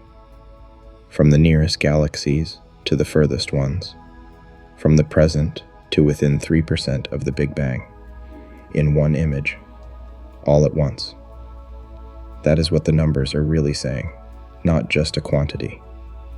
A picture of everything that light has had time to show us from where we stand at this moment in the 13.8 billion year history of everything. There is one more layer to the scale of the universe that Webb has made more real without making more comprehensible. Dark matter and dark energy together account for 95% of the total energy content of the universe. Everything detectable, everything photographed, everything cataloged, everything named, everything that has ever been observed by any instrument in the history of science represents the remaining 5%. The 5% that we understand, at least in outline, is almost unimaginably vast. 2 trillion galaxies, 10 septillion stars, hundreds of millions of trillions of potentially habitable worlds, the cosmic web spanning billions of light years, the dark matter backbone of that web, now mapped at unprecedented resolution by Webb's dark matter survey, the early galaxies forming faster and more efficiently than models predicted, the ancient oxygen in a galaxy from the universe's first 300 million years. Now, all of that is the 5%. The 95% is, in a sense, not there. Not to any instrument we have. Not to any instrument we know how to build. It is detectable only through its effects on the 5%. The way dark matter bends the light of background galaxies. The way dark energy drives the accelerating expansion that will eventually push most of the observable universe over our cosmic horizon. The way the cosmic web itself, traced in visible galaxies, reflects the underlying architecture of invisible dark matter filaments that determined where the galaxies would form. We know dark matter exists because the universe would behave differently without it. Galaxy rotation curves would be wrong. Gravitational lensing maps would not match the visible mass distributions. As the growth of large-scale structure over cosmic time would not produce the cosmic web we observe, dark matter must be there. It is everywhere. It outweighs all visible matter by a factor of 5. And we do not know what it is. Not a hint. Not a candidate particle confirmed in any particle physics experiment. The Large Hadron Collider at CERN, has searched for dark matter particles directly and found nothing. Detectors buried deep underground, shielded from all known sources of background radiation, have searched for dark matter interactions with ordinary matter and found nothing. Astronomical observations have constrained what dark matter cannot be, ruling out candidate after candidate without ever landing on what it actually is. This is the strangest aspect of the Webb discoveries. Not that Webb finds surprising galaxies in the early universe, not that it maps the cosmic web in unprecedented detail, but that the universe it is photographing is, by mass and energy, almost entirely made of things that its cameras cannot see. The images are beautiful, the science is extraordinary, and they are a portrait of 5% of reality. The other 95% is still there, still present, still organizing the universe, still driving its expansion, still building the scaffold on which the visible 5% hangs, but invisible to every wavelength of light, every radio wave, every particle detector, every instrument of any kind that humanity has yet devised. That is the true scale of the universe. Not 2 trillion galaxies, not 10 septillion stars, not 93 billion light-years of observable space. But all of that, plus 19 times as much of something we cannot see, arranged in patterns we can only infer, composed of substances we cannot identify, stretching beyond our cosmic horizon, in a universe that may have no edges at all. Webb is photographing the lit windows of a house almost entirely in darkness, and it is doing it better than anything that came before. And the lit windows are more beautiful and more complex and more surprising than anyone expected them to be. But most of the house is still dark. All of this might seem, from a certain angle, like knowledge for its own sake, pure science. Beautiful, yes. Important to those who work in the field, yes. But not urgently relevant to the practical concerns of the present moment, whatever those concerns happen to be. That angle is wrong.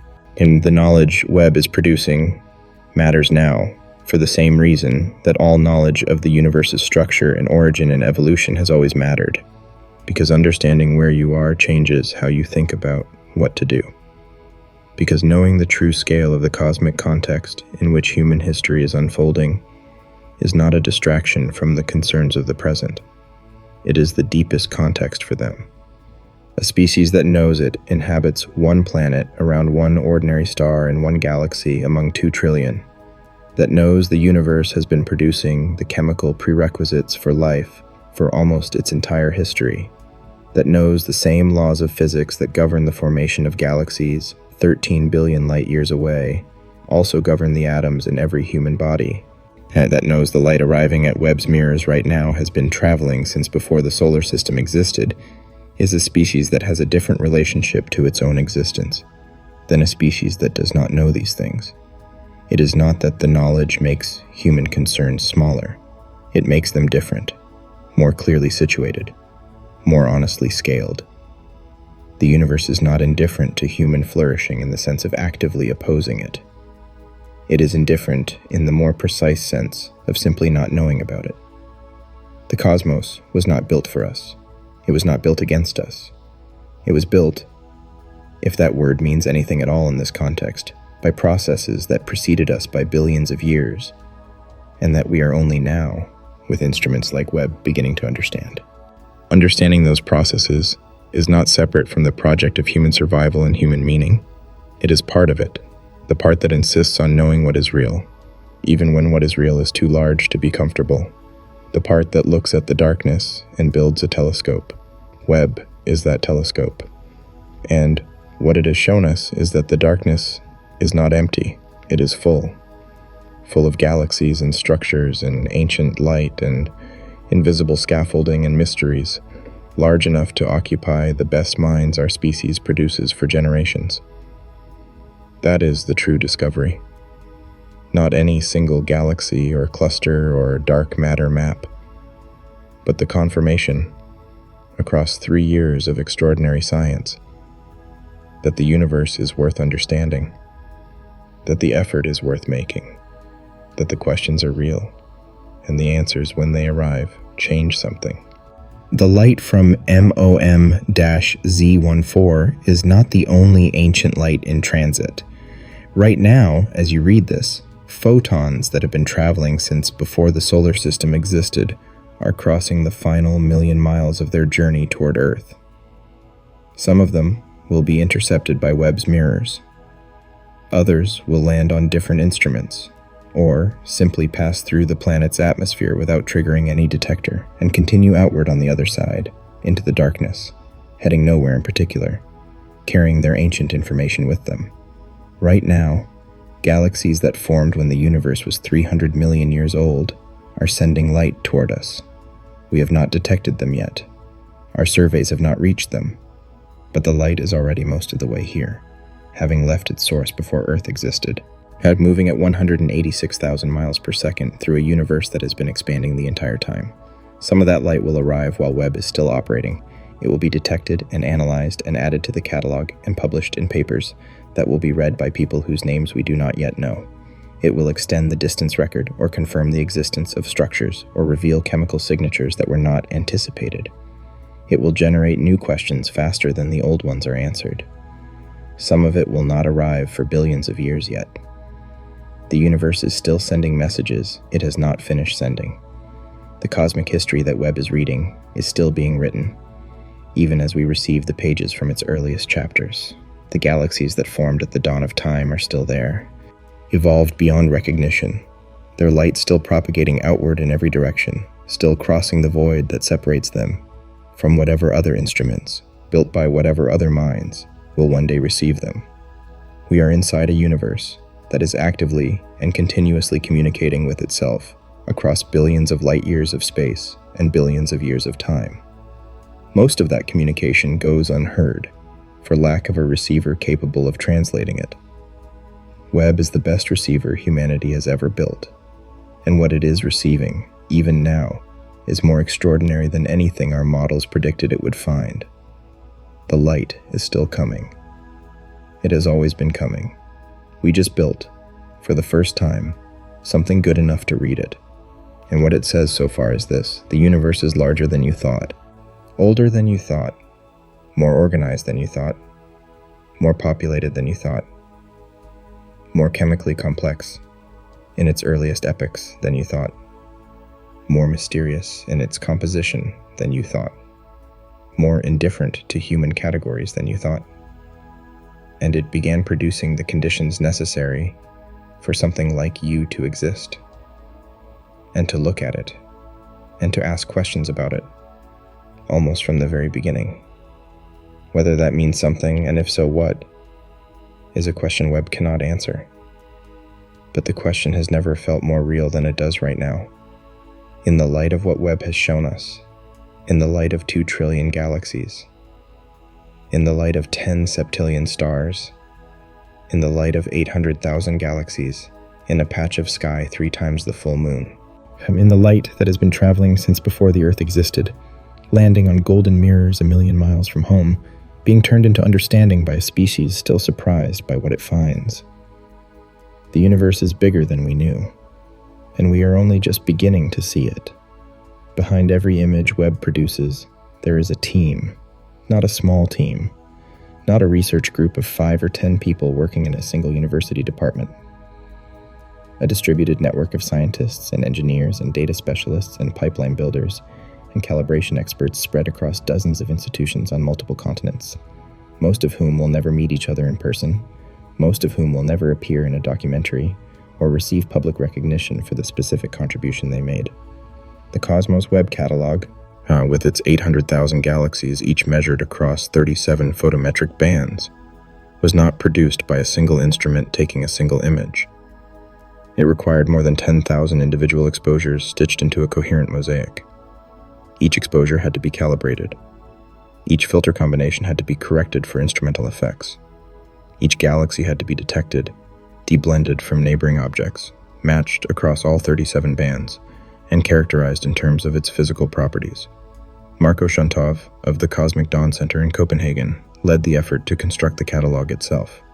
He described the process of transforming a mosaic of images into a scientific tool as meticulous and painstaking work, invisible to anyone reading the final paper.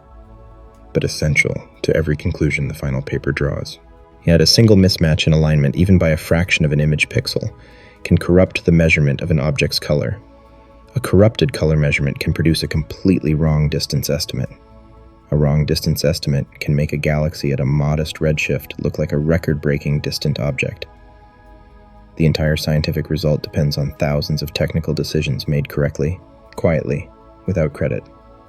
Maximilian Franco handled the imaging pipeline, the sequence of computational steps that produced the final calibrated images from the raw detector readouts.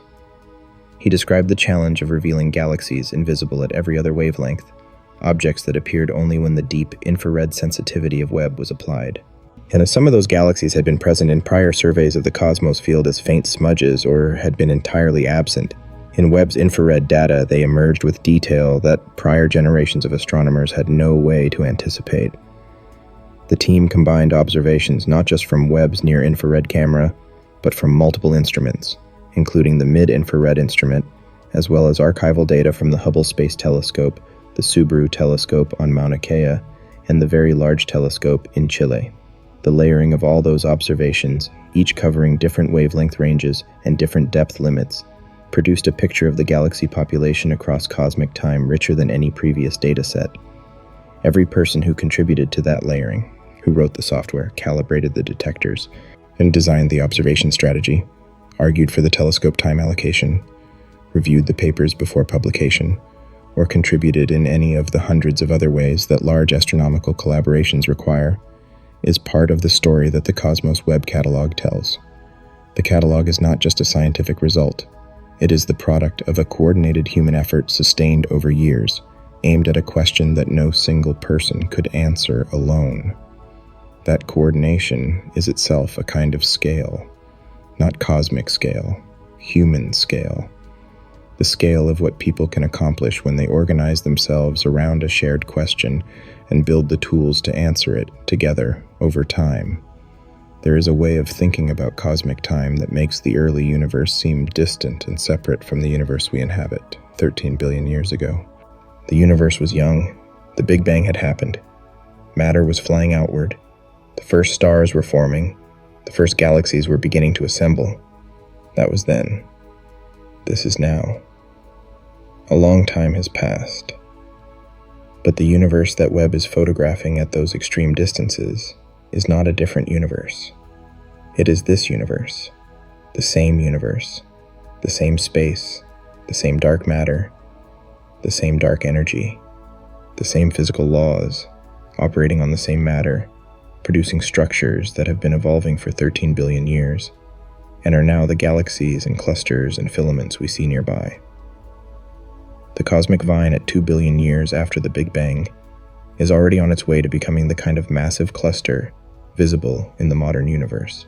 Then the protocluster JD1 at 1 billion years after the Big Bang is a future city of galaxies seen 12.5 billion years before it finishes forming. The universe did not wait for us to arrive before doing things. It built the cosmic web while the planet that would produce us was still billions of years from forming. It assembled galaxy clusters of 20 trillion solar masses when the universe was less than 8% of its current age. It produced oxygen in quantities 10 times higher than expected in galaxies that existed before the solar system was even a possibility. It was not waiting for observers. It was not building up to anything. It was simply doing what it does, according to the laws it operates by, with the matter and energy available to it from the moment conditions allowed. And then, after 13 billion years of this, in one small corner of one galaxy among 2 trillion, a sequence of increasingly complex chemistry produced something that could look back at the whole process and understand parts of it. That sequence is us. That understanding is what Webb is building, one image at a time. And the universe, for its part, is simply continuing to do what it has always done. Expanding. Evolving. Sending its light outward in every direction. The light is still traveling. Still arriving. Still carrying information about things that happened before anything we recognize as familiar existed. And it will keep arriving.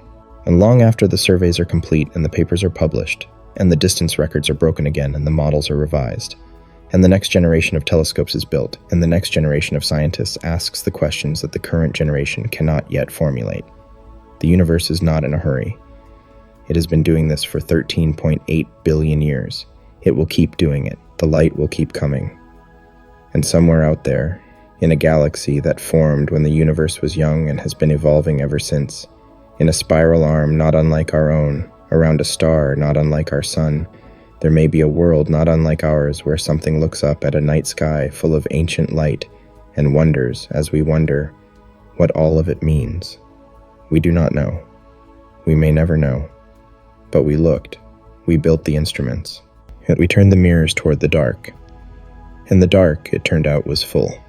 There is a specific feeling that comes from understanding the true scale of the universe. It is not the same as being frightened by it, though fright is one component. It is not the same as being humbled by it, though humility is another.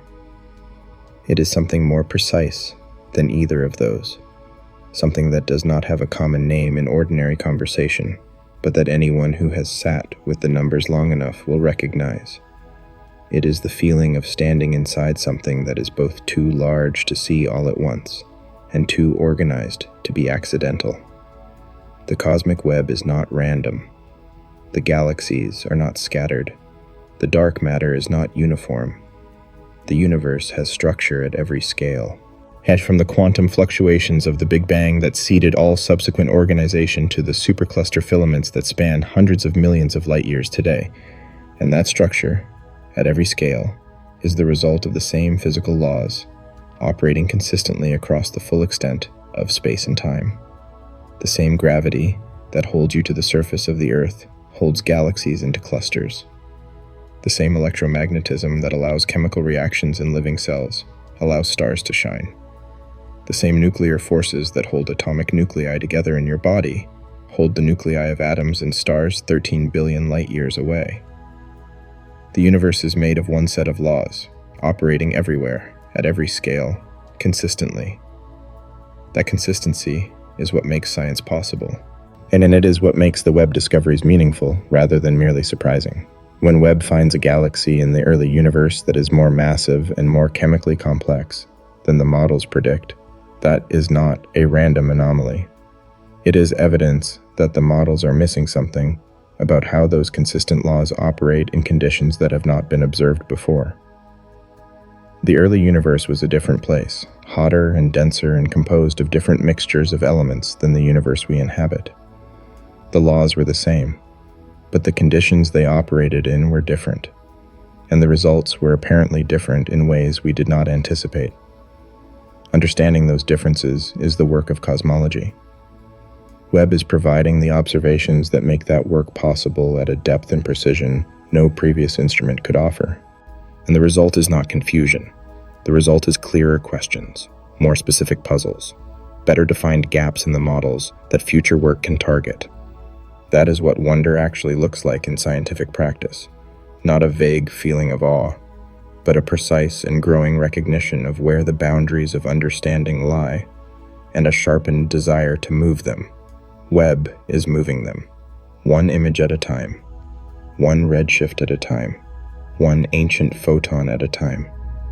In the architecture of the universe it is revealing, the intricate, organized, vast, ancient, mostly invisible structure of everything that exists, is the most extraordinary thing any instrument has ever shown us.